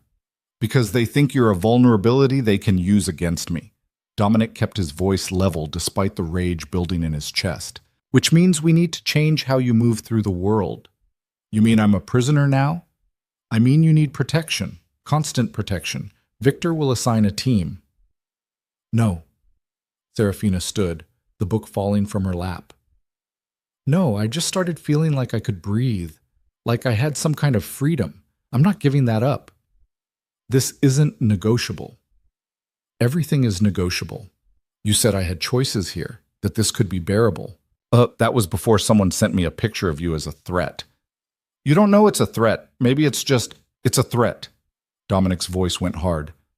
"I know how this works. Someone shows you they have access, that they can get close. Next time it's not just a picture." Marcus cleared his throat from the doorway. "He's right, Serafina. This is serious. Of course you'd take his side." "I'm not taking sides. I'm trying to keep you alive." Marcus looked at Dominic. "But she's also not wrong. Lock her down too tight, and you're doing exactly what her father did, just with different words." Dominic wanted to argue, but Marcus had a point. He turned back to Serafina. What do you want? I want to feel safe, but I also want to feel human, not like some object that needs to be locked in a vault. Then what's the middle ground? She thought for a moment. Security when I go out, fine, but not hovering, not following me from room to room. And I get to maintain some kind of normal life, school, volunteering, whatever. I don't become a prisoner in my own home. Agreed, but you follow Victor's protocols. You tell someone where you're going. You don't take unnecessary risks. Because my risks become your problems. Because I don't want you hurt. The words came out more raw than Dominic intended. Is that so hard to believe? Serafina looked at him for a long moment. No, that's what scares me, that you actually mean it. Why does that scare you? Because it's easier when you're just the monster. When this is just a transaction.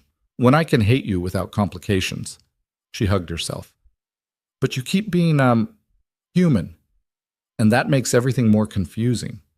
Marcus made a strategic exit, murmuring something about checking perimeter security. The silence he left behind pressed down like weight. I don't know how to do this. Serafina's voice was small. I don't know how to be married to you while also being terrified of what you represent. How to accept your protection while knowing it comes because someone sees me as leverage. She stopped. How to start trusting you when everything I know says I shouldn't. You shouldn't trust me. Not completely. I'm not a good man, Serafina. I'm trying to be better for you, but I don't know if better is possible. That's not reassuring. It's honest. Yeah. She sat back down, suddenly exhausted. It is that. Dominic's phone rang. Victor. We've got the car that took the photo. Traffic cam caught the plate. It's registered to one of Colombo's lieutenants. Bring him in. Quietly or loud? Dominic looked at Serafina, sitting there looking small and scared and trying so hard to be brave. Loud. I want everyone to know what happens when they threaten what's mine. He ended the call. Serafina was watching him. What are you going to do? Handle it? That means hurt someone. Maybe kill them. Probably. Because of a picture. Because of what the picture represents. Because they're testing boundaries, and I need to make it clear there are lines they don't cross. She stood, moved to the window, her reflection ghostly in the glass. This is your world. Violence and threats and proving who's more dangerous. Yes, and I'm part of it now, whether I want to be or not. Yes, then I need you to promise me something. What? That when you do whatever you're going to do, it's actually necessary, not just because you're angry or because you can, that there's a real reason. Dominic crossed to stand beside her, careful to maintain distance. They sent me a picture of you as a message. The message is that they can get to you, that they're willing to use you to hurt me. If I don't respond with overwhelming force, every enemy I have will think you're an acceptable target. That's the reason. Is it necessary enough? She nodded slowly. I hate that it makes sense. Welcome to my world. Our world now, she corrected him. For better or worse. Isn't that what the vows said? I don't remember the vows. I was too busy watching you shake. I remember them. I remember every word. Because I was terrified that saying them out loud would make this real, would trap me forever. She turned to face him. Turns out I was right. If you want out, I can't get out. My sisters, remember? And now someone's taking pictures of me, which means if I leave, they might follow. Might use me against you anyway, even if we're not married. She laughed without humor. I'm trapped by protection. That's almost poetic. Serafina, it's okay. I'm not blaming you. Not for this part anyway. You're trying to keep me safe. I understand that. She pressed her palm against the glass. I just wish safety didn't feel so much like a cage. Dominic's phone buzzed again. Victor with an update. We have him. Warehouse in Red Hook. He's not talking yet. I'll be there in 20 minutes. You're going now. Serafina stated it rather than asked. Yes. To hurt him. To get information, whatever it takes. She turned away from the window. Then go. Do what you need to do. I'll be here when you get back. Locked in my cage where it's safe. That's not fair. None of this is fair. That's the point. She moved past him toward her bedroom. Just try not to enjoy it too much. The violence. I know you're capable of terrible things, but I'd like to think some part of you still feels something when you hurt people. She closed her bedroom door before he could respond, leaving Dominic standing in the living room feeling like he'd lost an argument he didn't know they were having. The warehouse in Red Hook was exactly what it sounded like. Abandoned, isolated, the kind of place where screams wouldn't carry. The man Victor had grabbed was tied to a chair in the center of the empty space, bleeding from a split lip, but otherwise intact. For now. His name's Danny Costa. Victor handed Dominic a file. Works for Marco Colombo. Low-level enforcement, nothing special. Who told him to take the picture? He's claiming he was just doing surveillance, that Marco wanted to know your movements. Dominic approached the chair. Danny looked up with defiance that was mostly performance. I don't know anything. You know who sent you, you know why, and you know what happens next if you don't start talking. Marco's going to kill me if I talk. I'm going to kill you if you don't. Question is which death you prefer. Danny swallowed hard. I want a lawyer. Dominic almost laughed. This isn't an arrest, Danny. There are no lawyers. There's just you, me, and however much pain you can take before you tell me what I want to know. I got rights. The first hit caught Danny across the face, snapping his head back. Blood sprayed from his nose. Dominic felt the familiar surge of adrenaline, the old instincts kicking in. This was what he knew, what he was good at. Try again. Who sent you? Marco Colombo. Danny was crying now. He said to watch the girl, see her patterns, report back. Report back what? When she's alone. Where she goes. If she's got protection. Danny spat blood. He's planning something, I don't know what. He doesn't tell me that stuff. But you have theories. He's pissed about the shipping routes, about you taking Vale's territory. He wants to hurt you back. By hurting her. Danny didn't answer, which was answer enough. Dominic hit him again, felt something crack under his knuckles. The violence felt good in a way that made him sick. This was who he was. This was what he did. When? I don't know. Soon. He's gathering people, making plans. That's all I know, I swear. Victor stepped forward. He's telling the truth, or he's a better liar than most. Dominic stepped back, his hands bloody. Get rid of him. Wait. Danny's voice went high with panic. You said if I talked... I said I'd kill you if you didn't. Never promised I wouldn't kill you if you did. Dominic turned to Victor. Make it quick. He cooperated. Please. Dominic walked out before he could hear the end of Danny's begging. Outside, the night air felt cold against his face. His hands were shaking, not from fear, but from the cocktail of violence and adrenaline that always left him feeling simultaneously powerful and hollow. His phone buzzed. A text from Serafina. Did you get your answers? He stared at the message, surprised she'd reached out. Yes. Are you okay? The question almost made him laugh. When was the last time someone had asked him that? I'm fine. Be home in an hour. I'll leave dinner out for you. Such a domestic response to bloodshed, such a strange life they were building. When Dominic got back to the penthouse, he found Serafina curled up on the couch reading. She looked up when he entered, took in his bloody knuckles and the hollowness in his eyes. Go clean up. I'll heat the food. He did, scrubbing the blood away and changing clothes, trying to wash off the feeling of what he'd done. When he emerged, she had pasta and bread waiting, a glass of wine poured. They ate in silence. Serafina didn't ask about the blood or what had happened in that warehouse. Didn't ask if the man was alive or dead, just sat across from him and shared a meal like this was normal. I talked to a volunteer coordinator today. Her voice was casual. At an elementary school in Brooklyn. They need reading tutors. That sounds good. I start next week, Tuesdays and Thursdays. Victor will arrange security. I figured. She took a sip of wine. The coordinator seemed nice, normal. She has no idea who I'm married to. Does that bother you? No, it's kind of refreshing, actually, being just Serafina for a few hours. Not the girl who got sold or the wife of a dangerous man. Just me. You're allowed to be just you here, too. She looked at him, something sad in her eyes. Am I, though? Can I really be just me when I'm constantly aware of what you are? Of what you're capable of? I don't know. Me neither. She set her fork down.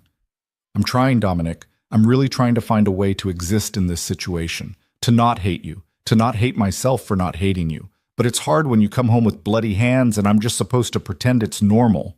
You want me to lie? Pretend I'm something I'm not? No, I want... She stopped, shook her head. I don't know what I want. That's the problem. I'm so confused about everything. About you, about this, about who I'm supposed to be now. Dominic pushed his plate away. The man I questioned tonight is dead. Victor handled it while I was cleaning up. He was planning to help Columbo hurt you, maybe kidnap you, maybe worse. So I had him killed. And I don't feel bad about it. Serafina absorbed this without flinching. Should you feel bad? Probably. Normal people would. Are you a normal person? No? Then why expect normal reactions? She stood, started clearing dishes. I'm not saying what you did was right. I'm not equipped to judge that, but I understand why you did it. That's all I can offer right now. That's more than I expected. Don't mistake understanding for acceptance. She turned to face him. I understand why you hurt people, why you kill them, why violence is your default solution. But that doesn't mean I accept it. Doesn't mean I'll ever be comfortable with it. I'm not asking you to be comfortable. What are you asking for then? Dominic didn't have an answer. He didn't know what he wanted from her beyond her not being terrified, beyond some kind of peace between them that made the marriage bearable, beyond the growing feeling that having her in his life mattered in ways he couldn't explain. I'm asking for time, he finally said. Time to figure out what this is, what we are. We're two people trapped in an arrangement neither of us wanted. That's what we are. And what could we be? If we tried? She looked at him for a long moment. I don't know.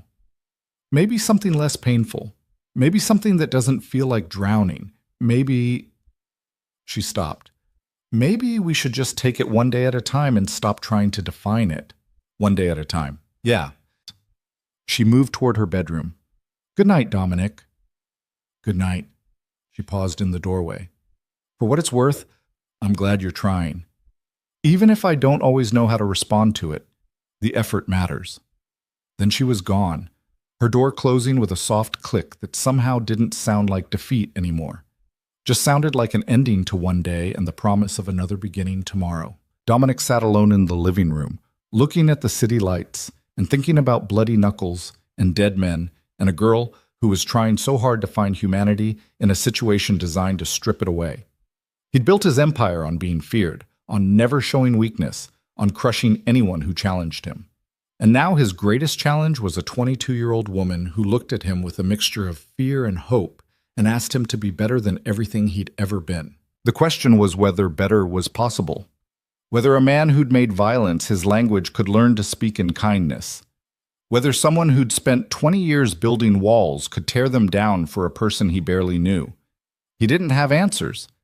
Just bloody hands that would never quite come clean, a hollow feeling that violence no longer filled, and the growing certainty that Serafina Vale was changing him in ways he didn't fully understand. And that terrified him more than anything else ever had. 2 weeks passed in careful negotiation of space and silence.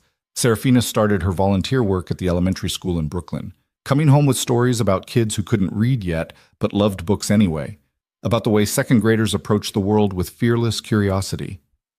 Dominic listened to these stories over dinner and found himself wanting to protect that brightness in her voice, that glimpse of who she might have been if her father hadn't sold her future. Victor's security team became invisible shadows, always present but never intrusive. Serafina learned to ignore them, the way city people learn to ignore sirens. She was adapting, finding rhythms in captivity that almost resembled normalcy. Almost. The call came on a Tuesday morning. Dominic was in a meeting with his lawyers about territorial disputes when Marcus burst in without knocking. We have a situation. Dominic stood immediately. Serafina? No, her sister, the youngest one. Someone tried to grab her outside her school. Everything went cold. Tried? Our guys stopped it, but it was close, too close. Marcus's face was grim.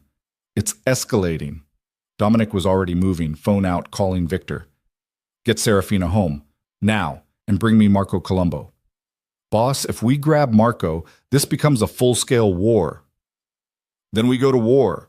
Nobody touches those kids. Nobody. He ended the call.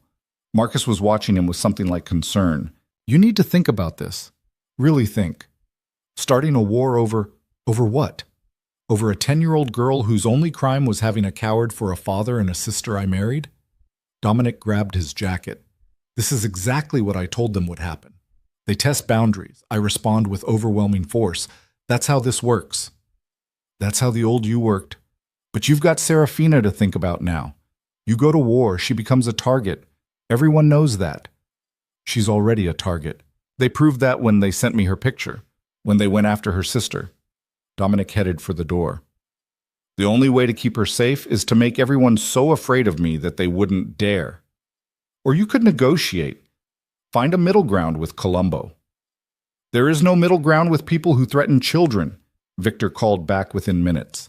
Serafina's secure. She's on her way back now, but she's asking questions. Tell her I'll explain when I get there. Boss, she's not going to take this well. She's already freaking out about her sister. Then keep her calm until I arrive. Dominic climbed into his car, the driver already pulling into traffic. And find Marco. I don't care what it takes. The drive back to the penthouse felt endless. Dominic's mind ran through scenarios, contingencies, all the ways this could blow up. He'd known marrying Serafina would complicate things. He'd known her family would become his responsibility whether he wanted it or not.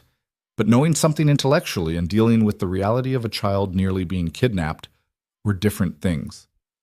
When he walked into the penthouse, Serafina was pacing like a caged animal. She whirled on him the moment he entered. Is Emma okay? They said she's okay, but I need to talk to her. I need to hear her voice. She's fine. She's at your parents' house with extra security. She doesn't even know anything happened. What do you mean she doesn't know? Someone tried to grab her. Of course she knows. Our guys stopped it before she saw anything. As far as she knows, some new bodyguards showed up to walk her home from school. That's all. Serafina stopped pacing. Bodyguards. 10-year-olds don't have bodyguards. This one does now. So does your other sister. This is insane. She pressed her hands to her face. This is my fault. I brought this into their lives. No. Your father brought this into their lives when he made deals with dangerous people. When he used you as payment for his mistakes, when he created a situation where your sisters became leverage. Dominic moved closer but didn't touch her. This is not on you. But it's happening because of me, because I'm married to you, because someone wants to hurt you, and they're using my family to do it. Yes. And I'm going to make sure it never happens again. She looked up at him, fear and anger warring in her expression. How? By killing more people? By starting some kind of gang war that puts even more people at risk? By making it clear that there are consequences, that some lines don't get crossed. And you get to decide where those lines are. In this case? Yes, I do. Serafina walked to the window, wrapped her arms around herself. I want to see Emma and Sophie. I need to see them. Not yet. Not until we know it's safe. When will that be? When I've dealt with Marco Colombo. Dealt with. She turned to face him. You mean killed? Just say it. You're going to kill him. If that's what it takes. And if killing him makes things worse, if his people retaliate, if more children become targets, they won't. Not after I'm done. You can't possibly know that. I know how power works in this world. I know that strength is the only language people like Marco understand. I show weakness now, show that I can be pressured through your family, and it becomes open season. Every enemy I have will think they can hurt me by hurting the people you love. Serafina was quiet for a long moment. I hate that you're right. I know. I hate that violence is the answer, that we can't just talk this out like reasonable people. Marco stopped being reasonable when he sent someone after a child. So did you. The moment you killed that first person. The moment you decided power was more important than humanity. She held up a hand when he started to respond. I'm not saying you're wrong about Marco. I'm saying you're both operating in a world where children are acceptable casualties, where fear is currency and violence is the only negotiation that matters, and I'm trapped in the middle of it. Then what do you want me to do? Let it go? Wait for them to actually succeed in taking Emma next time? No, I want you to. She stopped, frustrated. I don't know what I want. I want my sister safe. I want to not be terrified every second of every day. I want to live in a world where 10-year-olds don't need armed guards, but that's not the world we live in, is it? No. So do what you're going to do. Protect them. Protect me. Use whatever violence you think is necessary. Her voice went hollow. Just don't expect me to pretend it doesn't make me sick. Dominic's phone rang. Victor. We have Marco. He's asking to talk. I'll be there in 20 minutes. He says he wants to meet face to face. Neutral ground. Just you and him. That's a trap. Probably. But he's offering information. Says there's something you need to know before you start a war. Dominic considered. Set it up. But I want eyes everywhere. He makes one wrong move, we end it. He hung up. Serafina was watching him. You're going to meet with him. Yes. Is that smart? Probably not. But I need to hear what he has to say. You mean you need to look him in the eye when you decide whether to kill him? She knew him too well already. Yes. Then I'm coming with you. Absolutely not. Why? Because it's dangerous. Everything about this life is dangerous. At least if I'm there, I can see it firsthand instead of sitting here imagining worse. Serafina, I'm not asking permission. I'm telling you I'm coming. You want me to understand your world? Let me see it. All of it. Not just the parts you think I can handle. Dominic wanted to argue, to lock her in the penthouse where it was safe. But the look in her eyes told him she'd find a way to follow anyway. And maybe she was right. Maybe she needed to see the ugliness up close to understand why he did what he did. Fine, but you stay in the car with Victor. You don't get out. You don't interfere. You just watch. Agreed. The meeting was set for a warehouse in Queens, industrial and isolated. Dominic arrived with Victor and 2 other security guys, plus Serafina in the back of the SUV. Marco was already there, leaning against a black sedan with 3 of his own men standing nearby. Stay here, Dominic told Serafina. No matter what happens. I will. He stepped out of the vehicle. Marco watched him approach, his expression unreadable. Virelli, thanks for coming. You've got 5 minutes to tell me why I shouldn't end this right now. Because I'm not the one who sent people after your wife's sister. That stopped Dominic cold. You're lying. Am I? Think about it. What do I gain from escalating with you? You took the shipping routes, yeah. I'm pissed about it, but I'm not stupid enough to start a war over territory I was barely profiting from anyway. Then who took the picture? Who sent Danny to watch Serafina? Danny worked for me, but he was also working for someone else. Someone who wanted you to think I was behind this.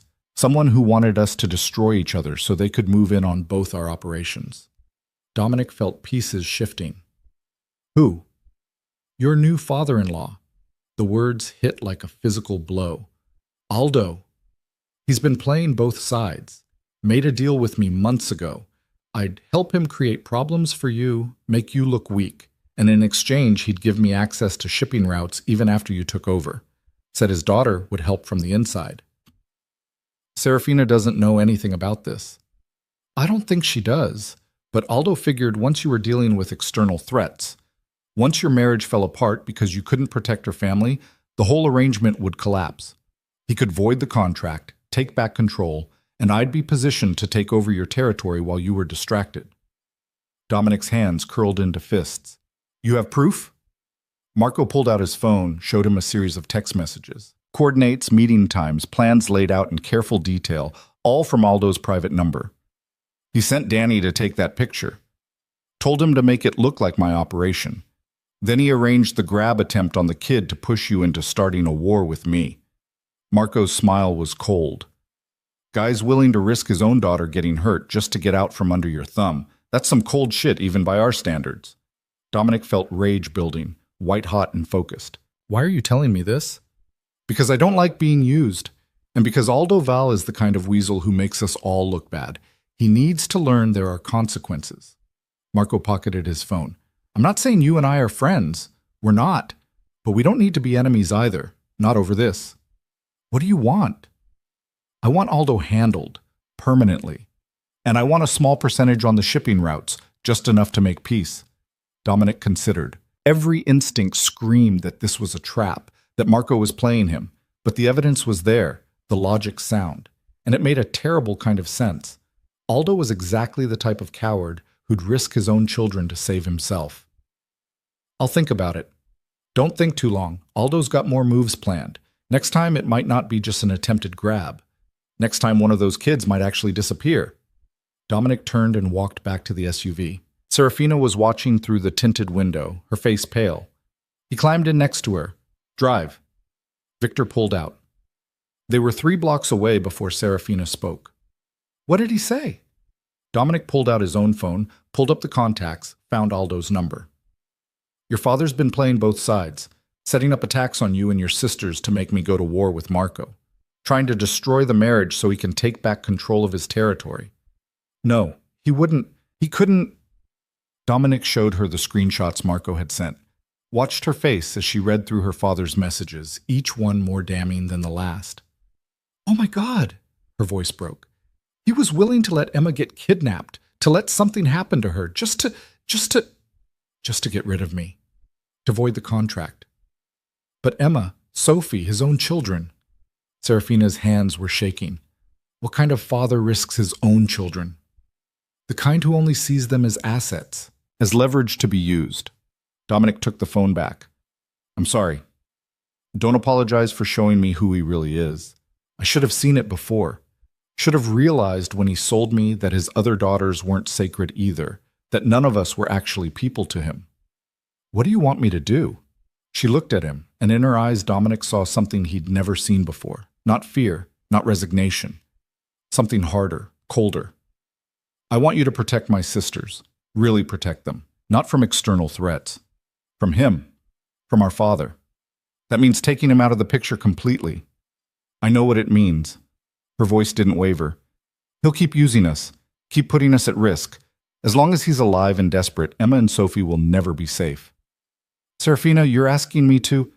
I'm asking you to do what you do, what you're good at. Remove a threat. She met his eyes. I'm asking you to kill my father. The words hung in the air between them, stark and brutal. Dominic searched her face for hesitation, for the girl who'd flinched at his touch 2 weeks ago. But she was gone. In her place was someone who'd been pushed too far, who'd learned too quickly how little protection family provided when the family was rotten. You're sure? He tried to have Emma kidnapped. He's been orchestrating attacks on me. He sold me and then tried to destroy the one thing that actually came from it, you trying to be decent. Her jaw set. I'm sure. Once this happens, there's no going back. You can't unknow that your husband killed your father. I already can't unknow that my father tried to have his own daughters hurt. This just makes us even. Dominic pulled out his phone, typed a message to Victor. It'll look like an accident. Heart attack. Nothing that comes back on you or your sisters. I don't care what it looks like. I just want them safe. The car pulled up to the penthouse. They rode the elevator in silence, the weight of what they'd just agreed to pressing down like stone. Once inside, Serafina walked straight to the window, stared out at the city. I'm a terrible person. Her voice was quiet. I just ordered my father's death, and I don't feel bad about it. You're not terrible. You're protecting the people you love. By becoming like you. By choosing violence as the solution. You're nothing like me. Aren't I? I just made the exact calculation you make every day. Weighing lives, deciding who deserves to live and who deserves to die. Using power to solve problems. She turned to face him. The only difference is you've had practice. The difference is I chose this world. You were forced into it. Does that actually matter? The result's the same. My father's going to die because I said so. Because I decided his life was worth less than my sister's safety. Dominic moved to stand beside her, careful to maintain distance. If you want to change your mind, I don't. That's what makes me terrible.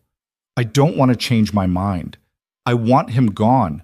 I want my sisters safe. I want... She stopped. I want to stop being afraid all the time. And if that makes me a bad person, then I guess I'm a bad person now. You're not bad. You're surviving. Is that what you tell yourself? When you kill people, when you hurt them, when you make decisions that destroy lives, you're just surviving? Sometimes. Other times I'm just being what I've always been. A monster. Yes. She turned to him fully, and for the first time in 2 weeks, she closed the distance between them. Stood close enough that he could feel her warmth, see the gold flecks in her brown eyes. I don't think you're a monster. You should. I know, but I don't. You've had every opportunity to hurt me and you haven't. You've protected my sisters even when it complicated your life. You're trying to be better, even though it goes against everything you know. She reached up slowly, giving him time to stop her, and touched his face. I think maybe you're just a person who's never had the option of being anything else. Dominic stood frozen, her hand warm against his jaw. It was the first time she'd touched him voluntarily, without fear or obligation. The first time she'd chosen proximity instead of distance. Serafina, I'm still afraid of you. I probably always will be. But I'm starting to understand you, starting to see that the monster parts and the human parts are all tangled up together, that you can be both terrible and kind, dangerous and protective, that maybe people aren't just one thing. What changed? I realized my father was worse than you, that the man who raised me, who was supposed to protect me, was willing to sacrifice his own children for money and power. While you, the man I was taught to fear, has shown me more care in 2 weeks than he did in 22 years. Her hand dropped away. That changed my perspective on monsters. Dominic's phone buzzed. Victor with an update. It's done. Vale's car went off the road on his way home, crashed into a barrier. He died on impact, clean, like you wanted. Dominic read the message, felt the weight of it settling into his bones. He'd killed men before. Ordered deaths, carried them out himself, never lost sleep over it. But this was different. This was Serafina's father, however terrible he'd been.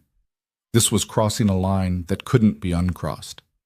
He showed her the phone, watched her read the message, watched her absorb the reality that her father was dead, and it was her decision that killed him. She didn't cry, didn't react at all for a long moment. Then she nodded once. Good. When do we tell my sisters? Your mother will handle it. She'll call you tomorrow. It'll look like an accident. No one will know it was anything else. What about the funeral? You'll attend, play the grieving daughter. We'll maintain appearances. Appearances? She laughed without humor. My whole life has been about appearances. Appearing dutiful, appearing grateful, appearing like everything was fine when it was falling apart. I'm tired of appearances. What do you want instead? Truth.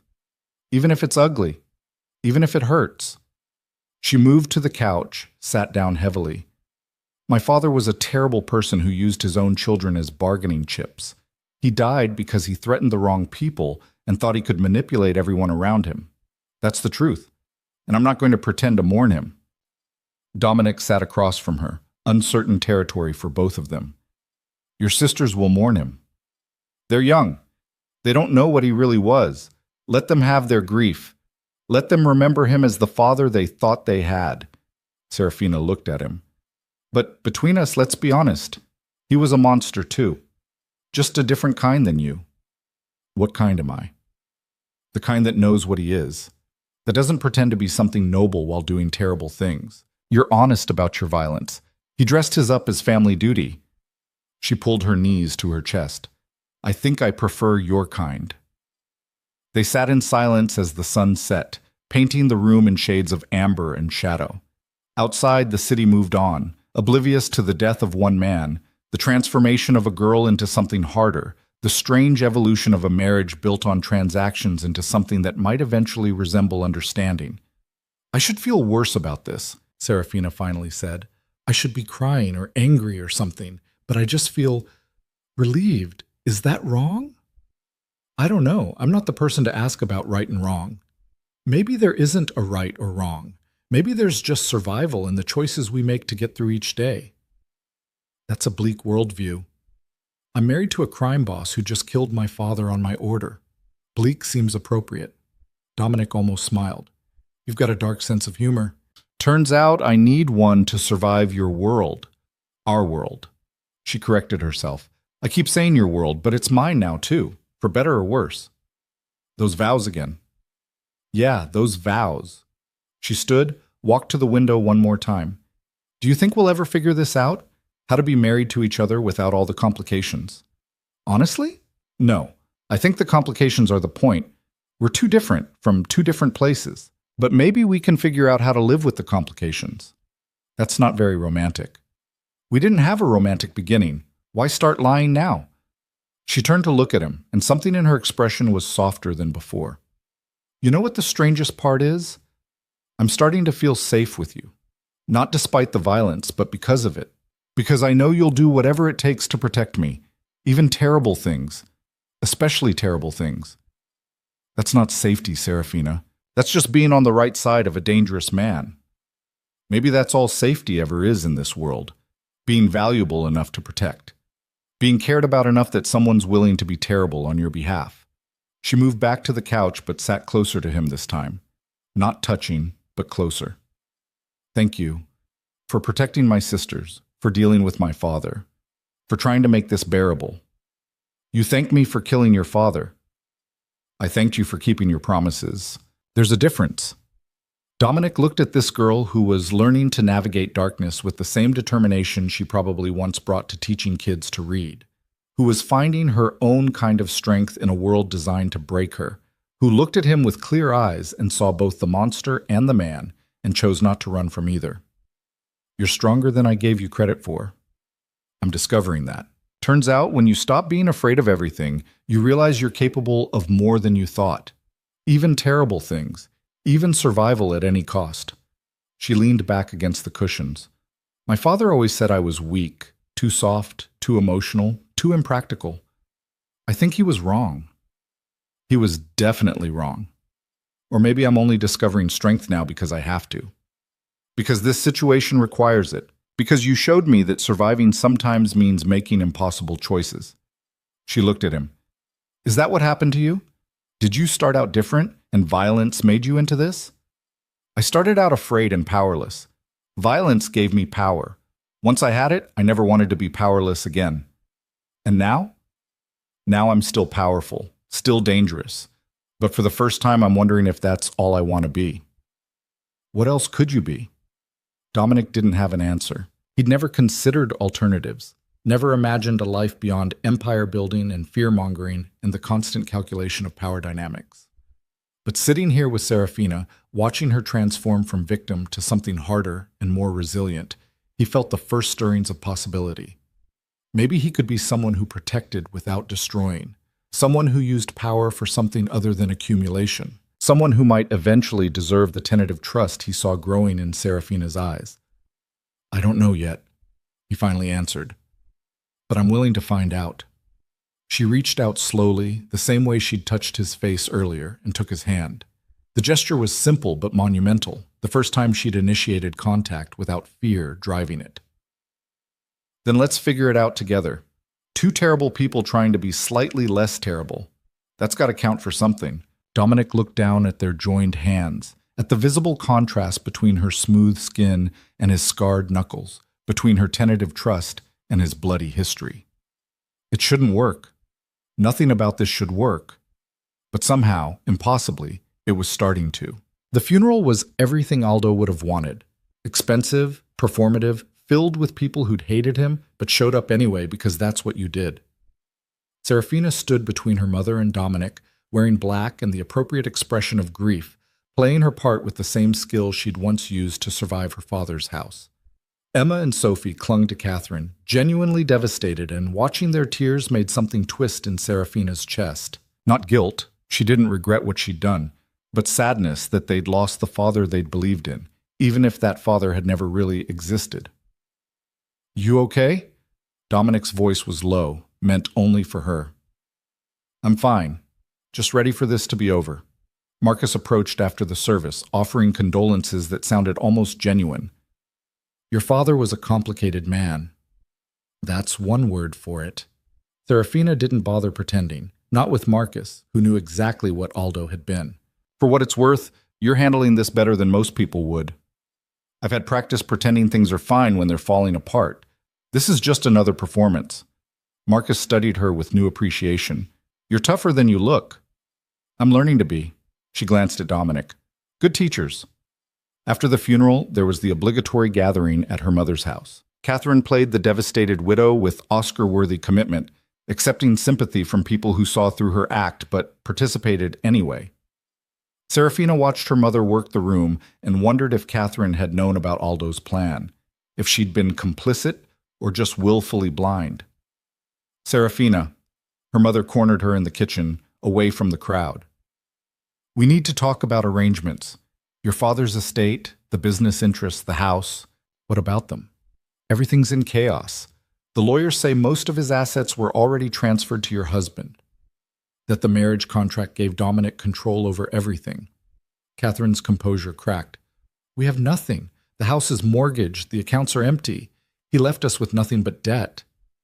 Serafina felt no sympathy. He made his choices. You could help us. Talk to Dominic. Surely he'd be willing to what? Give you money? After what Dad tried to do? Catherine's face went pale. What are you talking about? You really don't know? Serafina laughed bitterly. Dad was working with Marco Colombo, setting up attacks on me, on Emma, trying to start a war that would destroy my marriage so he could take back his territory and profit from it. He was willing to risk his own children to get out from under Dominic's control. That's not... He wouldn't... He would. He did. Dominic has proof. Serafina moved closer. So no, I'm not going to ask my husband for mercy for a family that sold me and then tried to destroy the one thing that came from it. You're on your own, Mom, just like you left me on my own when you prepared me to be used instead of protecting me. I was trying to prepare you for reality, for what marriage would require. You were trying to make me compliant, trying to turn me into property that wouldn't fight back. Serafina's voice went cold. Well, I learned, just not the lessons you intended. I learned that family doesn't mean protection, that duty is just another word for sacrifice, that the only person who'll actually protect me is the man you told me to fear. Catherine reached for her daughter's hand. Serafina pulled away. Don't. You made your choice when you sided with Dad, when you taught me to endure instead of teaching me to fight. Now live with it. She walked away, back to where Dominic stood talking with Victor. He looked at her questioningly. We're leaving, now. He didn't argue, just made their excuses and guided her to the car. Once inside, Serafina let out a breath she'd been holding for hours. That bad? My mother wants money, wants me to ask you for help because Dad left them with nothing. What did you tell her? That she's on her own, that I'm done being the solution to their problems. Dominic was quiet for a moment. If you want to help your sisters, my sisters are still minors. They're covered under the marriage contract's family protection clauses. They'll be taken care of. But my mother? She made her choices. She can live with them. You've gotten hard. I've gotten realistic. There's a difference. She looked out the window as the city slid past. Besides, I learned from the best. I'm not sure that's a compliment. It wasn't meant to be an insult either, just a fact. She turned back to him. Can we go somewhere? Not the penthouse. Somewhere else. Somewhere that isn't connected to any of this. Where? I don't care. Anywhere. I just need to breathe. Dominic gave the driver new instructions. They ended up at a park along the Hudson, the kind of place normal people went to walk dogs and watch sunsets. They sat on a bench overlooking the water, the city behind them, pretending for a moment that they were just two people instead of what they actually were. I keep waiting to feel guilty. Serafina spoke first. About my father, about ordering his death, but I just feel empty. Like something's missing, but I can't figure out what. That's normal. Grief is complicated even when you hated the person. Is it grief, though, or just the absence of something that was always painful? Maybe both. Dominic stretched his arm across the back of the bench, not touching her, but close. When my father died, I felt relief more than anything. Relief that he couldn't hurt me anymore. Relief that I was finally free. But there was also this weird sense of loss. Not for him specifically, but for the idea of what a father should have been. That's exactly it. I'm mourning the father I wish I'd had, not the one I actually got. She leaned back, her shoulder brushing against his arm. She didn't move away. Do you think we're broken? That we're too damaged to be normal people? We were never going to be normal people, not with the lives we've lived. But could we be? If we tried? If we just Walked away from all of it? You want to walk away? Serafina considered. Sometimes. Sometimes I imagine what it would be like to just disappear. Change our names, move somewhere no one knows us, start over completely. No violence, no threats, no constant calculations about power and safety. That's a fantasy. I know, but it's a nice one. She turned to look at him. Would you? If you could? If there was a way to just stop being this person and be someone else? Dominic thought about it honestly. I don't know. This is all I've been for so long. I don't know who I'd be without it. But lately, with you, I've started wondering if there could be more. If power and fear are really all I want out of life. What else is there? I don't know yet. Maybe that's something we figure out together. They sat in silence, watching boats move up the river, the sun sinking lower. A couple walked past with a dog, laughing about something. Normal people living normal lives, completely unaware of the danger sitting on a park bench watching them. I start classes next week. No, Serafina said eventually. Finished my application to NYU. They accepted me into their education program. That's good. That's what you wanted. It's weird, having things I want, having a future that isn't just about surviving. She pulled her knees up, rested her chin on them. A month ago, my only goal was getting through each day without falling apart. Now I'm making plans, thinking about what comes next. It feels strange. Strange good or strange bad? Strange hopeful, which scares me because hope feels dangerous. Like if I let myself want things, they'll just get taken away. Not everything gets taken away. In our world, most things do. People, safety, innocence. This life takes everything eventually. Dominic couldn't argue with that. He'd seen too much, lost too much, to pretend otherwise. So what do we do? Just accept that everything's temporary and not try for anything better? I don't know. Maybe we try anyway. Maybe we build something knowing it could fall apart. Maybe that's all anyone can do. She looked at him. Are we building something? Or are we just surviving proximity? What do you think we're doing? I think we're learning each other. Learning how to exist in the same space without destroying each other. Whether that's building something or just making the best of a bad situation, I honestly can't tell yet. Fair enough. But I don't hate you anymore. I thought I would. Thought I'd spend my whole life resenting you for being part of this situation. But you're not the villain I expected. What am I then? Complicated. Dangerous but not cruel. Violent but not sadistic. Capable of terrible things but also capable of... She trailed off. Of what? Of caring. Even when you don't want to. Even when it complicates things. You care about my sisters.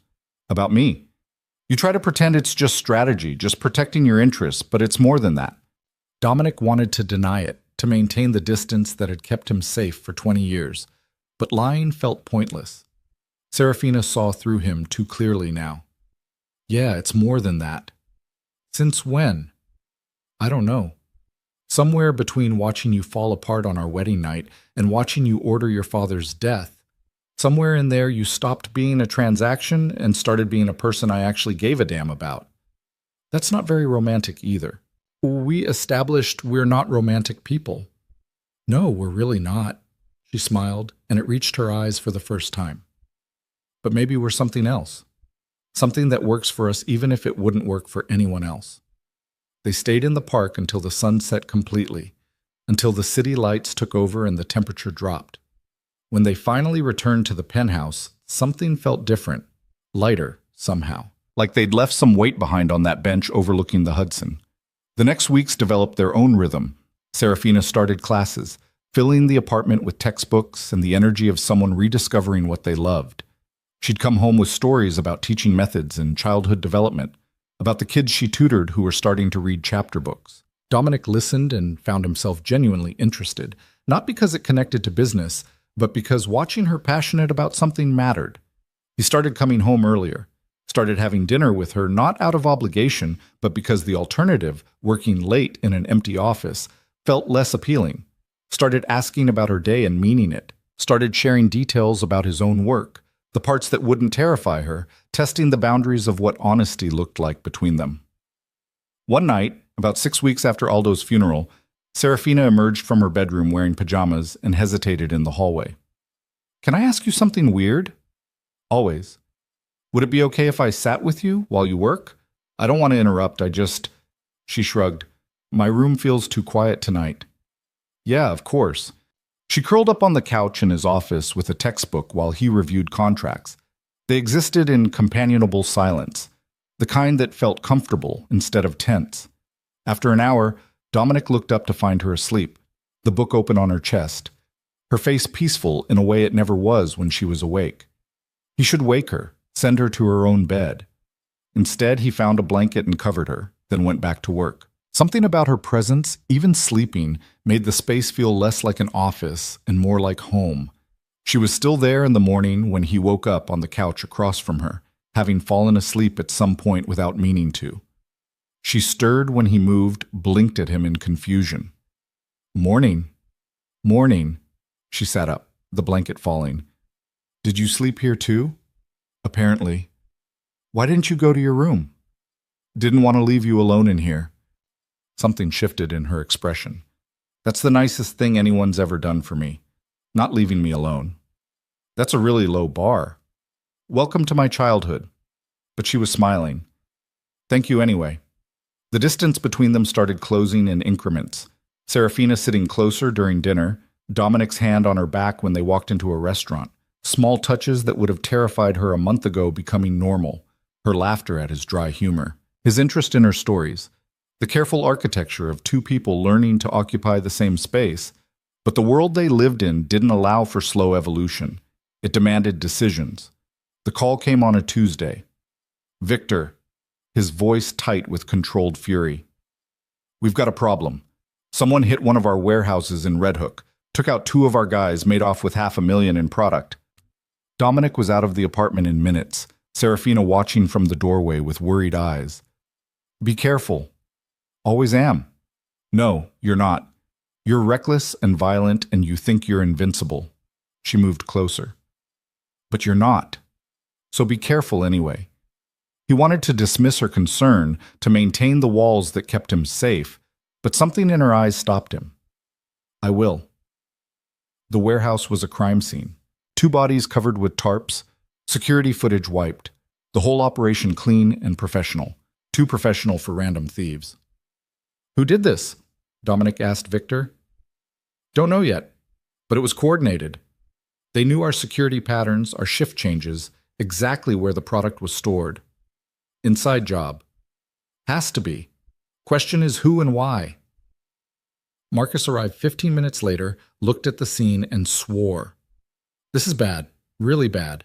We lose this much product, word gets out, everyone's going to think we're vulnerable. Then we find who did this and make an example. Agreed.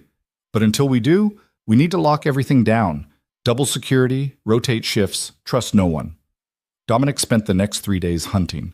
Every contact, every source, every whisper on the street. The answer, when it came, was worse than expected. It was Tommy Ricci. Victor dropped the file on Dominic's desk. Your guy. Been with you for 8 years. Tommy? The betrayal hit harder than it should have. Tommy had been loyal, reliable, one of the few people Dominic actually trusted. You're sure? Surveillance caught him meeting with buyers. He set the whole thing up, took the product, sold it independently, pocketed the cash. Why? Says he needed money. His kids got medical bills, something expensive. He asked you for help 6 months ago. You said no. Dominic remembered. Tommy's daughter had some rare condition, needed experimental treatment. Dominic had looked at the numbers and decided it wasn't a good investment. Had told Tommy to figure it out himself. So he stole from me. Yes, and killed 2 of our people doing it. The old Dominic would have had Tommy executed immediately. Would have made it public and brutal, a lesson to anyone else who thought betrayal was an option. But something made him hesitate. Where is he now? We've got him, waiting for your call on what to do with him. Dominic went to see Tommy himself, found him in a warehouse basement, tied to a chair, bloodied but conscious. When Tommy saw him, something broke in his expression. Boss, I'm sorry, I'm so sorry, You didn't what? Think I'd find out? Think there'd be consequences? My daughter, She's dying. The treatment cost $300,000, and I didn't have it. I asked you, you said no, and I didn't know what else to do. So you stole from me, killed 2 of my people, betrayed everything. I know it was wrong, but she's my daughter. She's 8 years old and she's dying, and I couldn't just... Tommy was crying now. I couldn't just let her die. Dominic felt something crack in his chest. A month ago, he would have killed Tommy without hesitation. But now he kept thinking about Serafina's sisters, about what she'd been willing to do to protect them, about the impossible choices people made when they were desperate. You should have come to me again, explained it was urgent. I did, 3 times.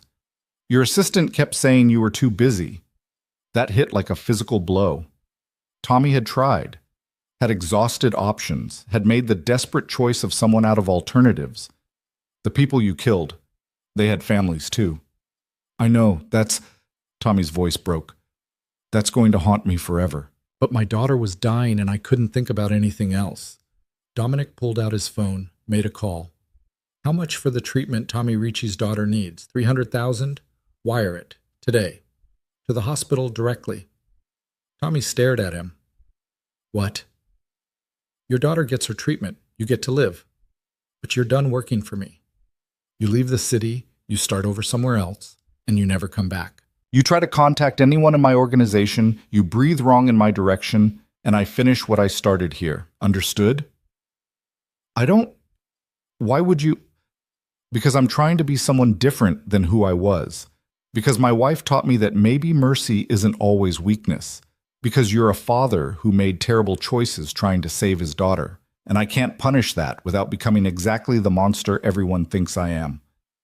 Dominic turned to Victor. Cut him loose.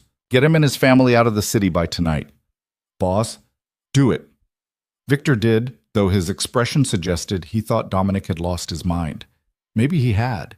Maybe mercy was madness in their world. But Dominic was tired of being the person who only knew how to destroy. When he got home that night, Serafina was waiting up. She took one look at his face and knew something had happened. Tell me. He did. Told her about Tommy, about the betrayal, about the choice he'd made. She listened without interrupting, and when he finished, she moved across the room and hugged him. It was the first time she'd initiated that kind of contact, the first time she'd chosen to offer comfort instead of accept protection. Dominic stood frozen for a moment, then carefully wrapped his arms around her. You did the right thing. Her voice was muffled against his chest. Did I? I let someone who stole from me walk away, who killed my people. That makes me weak. No, it makes you human. It makes you someone who understands that people aren't just assets or threats, that they're complicated and desperate and trying to survive. She pulled back to look at him. It makes you someone I could actually love. Eventually. The word hung between them, huge and terrifying. Love. They'd never used it before, hadn't even approached the concept. But there it was, tentative and honest. Eventually? His voice was rough. I'm not there yet. I'm still learning you, still figuring out if I can trust this. But I could be. Someday. If we keep going like this. If you keep being this person instead of the one everyone expects. What if I can't? What if the old me comes back? Then I'll deal with it. But I don't think he will. I think you're changing. Maybe not completely, maybe not perfectly, but enough. Enough that I can see a future here that isn't just survival. Dominic pulled her closer, felt her relax into him. I don't know how to do this, how to be with someone, how to care about someone without it being leverage. Neither do I. We'll figure it out together. Make mistakes, fix them, make new ones. That's what people do. What if I hurt you? Not physically, but just by being who I am. Then you hurt me and we deal with it. But you're already doing better than anyone else in my life ever did. You're trying. That matters more than perfection. They stood there in the middle of the living room, holding each other, 2 broken people learning how to be less broken together. It wasn't romantic. Wasn't the fairy tale ending people wrote about. But it was real and honest and built on something more solid than illusions. The contract that had started this sat in a drawer somewhere, legal language binding them together. But what they were building now had nothing to do with contracts. It was choice. Messy, complicated, imperfect choice. Over the following months, they continued building. Serafina graduated, got her teaching certificate, started working at the same elementary school where she'd volunteered. She came home exhausted and happy, covered in marker stains and glitter, telling Dominic about 6-year-olds who'd learned to read their first sentence. He listened and found himself proud of her in ways that had nothing to do with ownership. He started transitioning his business, not abandoning it. He wasn't naive enough to think he could just walk away, but shifting focus. Moving money from purely criminal enterprises into legitimate businesses, using his power to protect instead of intimidate. It was slow, frustrating work that met resistance at every turn. But Victor supported him, and Marcus helped navigate the transition, and slowly the empire started looking less like a threat and more like a force that could actually do some good. They moved Serafina's sisters into the penthouse for a while when Catherine couldn't handle them anymore. Emma and Sophie transformed the space with their energy and chaos, and Dominic found himself enjoying the noise, found himself helping with homework and learning about middle school drama and becoming something like the uncle they needed. When Catherine finally hit bottom, drunk and desperate and alone, it was Serafina who extended mercy. Not reconciliation, not forgiveness, but enough help to get treatment, enough support to survive. Because that's what mercy looked like in their world. Not forgetting, but not destroying either. The marriage contract came up for review a year after the wedding. The lawyers presented it to Dominic with suggestions for renewals and modifications. He looked at the papers and thought about everything that had happened since he'd signed them. Then he shredded them. "What are you doing?" His lawyer looked panicked. "Ending the contract, voiding the terms, all of it. But the shipping routes, the territorial agreements, are mine regardless of whether I'm married to her. I don't need a contract to keep what I built." Dominic stood. "Send dissolution papers. Make it clean." "You're divorcing her?" "I'm giving her the choice. She never had one before. Now she does." He went home that night with the dissolution papers, found Serafina grading papers at the kitchen table. She looked up when he entered. "You look serious. What's wrong?" "Nothing's wrong, but we need to talk." He set the papers down. "Our marriage contract came up for review. I dissolved it." Her face went pale. You want a divorce?" "No, I'm giving you the option. The contract that forced you into this marriage no longer exists. You can leave if you want. No obligations, no consequences. Your sisters will still be protected, you'll still be provided for, but you'll be free." Serafina stared at the papers like they might explode. "Why would you do this?" "Because you never had a choice. Your father forced you into this marriage, and even though we've made it into something better, it was never your decision. Now it can be. You can choose to stay or choose to leave, but either way, it's your choice. And if I leave, then you leave. I'm not going to stop you. I'm not going to make it difficult. You deserve the freedom to decide your own life." She picked up the papers, read through them slowly. Dominic watched her process what he was offering, saw the war happening behind her eyes. Finally, she set them down. "I'm not signing these. Serafina, I'm not signing them because I don't want a divorce. I want to stay. Not because a contract says I have to, but because I'm choosing to. Because this thing we've built matters to me.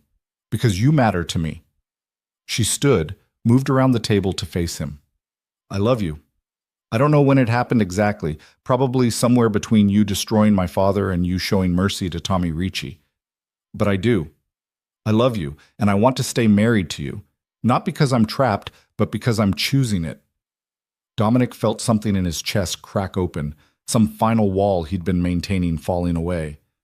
"I love you too. I don't know how to do it right. I'll probably mess it up constantly, but I love you. More than I thought I was capable of loving anyone." She kissed him then, for the first time. Not the obligatory brush at their wedding, but a real kiss. A choice. He kissed her back, careful and reverent, like she was something precious instead of something owned. When they pulled apart, she was crying. Happy tears this time, not afraid or sad. "So we're doing this? Actually doing this? Choosing each other? If you'll have me, even though I'm still dangerous and violent and probably always will be to some degree. I'm not asking for perfection. I'm asking for you, all of you. The terrible parts and the trying to be better parts. That's what I want. Then that's what you get. They stood in the kitchen surrounded by graded papers and dissolution documents that would never be signed. Two people who'd started as a transaction and somehow become real. It wasn't the story anyone would have predicted. Wasn't romantic in any traditional sense. But it was theirs, messy and complicated, and built on honesty instead of illusion. That night, for the first time since their wedding, Serafina didn't go to her separate bedroom. She took Dominic's hand and led him to his room, their room now, and what happened there was gentle and slow and full of the trust they'd spent a year building. It wasn't perfect. She still had moments of fear. He still had to remind himself to be careful. But it was real and chosen, and that made it worth more than perfection ever could. Afterward, lying in the dark with her head on his chest, Serafina spoke into the silence. "Do you ever regret it? The marriage contract? The way we started?" Dominic thought about it honestly. "I regret what it cost you. The fear, the loss of choice, everything your father put you through. But I don't regret where it brought us, because I never would have found this otherwise. Never would have found you." "Me neither. As terrible as it was, I can't regret it because it made me into someone stronger. Someone who knows what they want and how to fight for it. Someone who can love a complicated, dangerous man and not lose themselves in the process." "Is that what you're doing? Loving a dangerous man?" "That's exactly what I'm doing. And you're loving a woman who's learned to be dangerous too. We're good at that, making each other stronger instead of weaker." "Yeah, we are." They fell asleep tangled together, and for the first time since the wedding night, both of them slept peacefully. No nightmares, no fear, just the quiet comfort of two people who'd chosen each other despite everything. The years that followed weren't easy. Dominic's past caught up with them sometimes. Old enemies, old debts, the constant threat that came with the life he'd built. But they faced it together. Serafina learned to navigate his world with the same determination she brought to teaching. He learned to prioritize her safety and happiness over power and control. They fought, made up, fought again, learned each other's boundaries and limits and how to communicate when things got hard. Emma and Sophie grew up protected and loved, never knowing the full extent of what their brother-in-law did or what their father had tried to do. They just knew that Serafina was happy, that Dominic treated them like family, that they were safe in ways they'd never been before. Dominic gradually transformed his empire into something that could almost be called legitimate. Not entirely, some stains never fully washed out, but enough that he could sleep at night. Enough that when Serafina looked at him, she saw someone trying to be better instead of someone reveling in destruction. On their 5th anniversary, Dominic took Serafina back to the park where they'd sat after her father's funeral. They sat on the same bench, watching the river, 5 years older and infinitely changed. "Do you remember what we talked about here?" Serafina asked. "You asked if I'd walk away, start over somewhere new." "Would you? Now?" Dominic considered. "No, not anymore. This is our life, complicated and imperfect, and sometimes dangerous, but ours. I don't want to run from it. I want to keep building it into something better." "Me too." She leaned against him, comfortable in a way she never could have imagined that first terrifying night. "We did okay, didn't we, for two people who started as a business deal? We did better than okay. We built something real out of something terrible. That's not nothing." "No, that's everything." They sat until sunset, just like they had 5 years ago. But this time when they left, they went home together. Not to a cage or a prison or an obligation, but to a life they'd chosen. To a marriage that had started with a contract and become something that transcended any legal document. It wasn't the fairy tale ending. There was no magical transformation, no perfect happiness. Just two imperfect people who'd learned how to love each other despite the darkness they'd both survived. Who'd taken a transaction built on fear and sacrifice and transformed it into partnership built on choice and trust. And in a world that dealt in power and violence and broken promises, that transformation was the most radical thing they could have done. Dominic Varelli had spent his life believing that strength was all that mattered, that mercy was weakness, that caring about people made you vulnerable. Serafina Vale had spent her life believing she had no worth beyond what others needed from her, that survival meant erasure, that love meant sacrifice.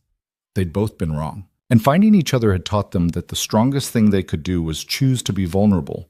That mercy took more courage than violence. That real love meant seeing someone completely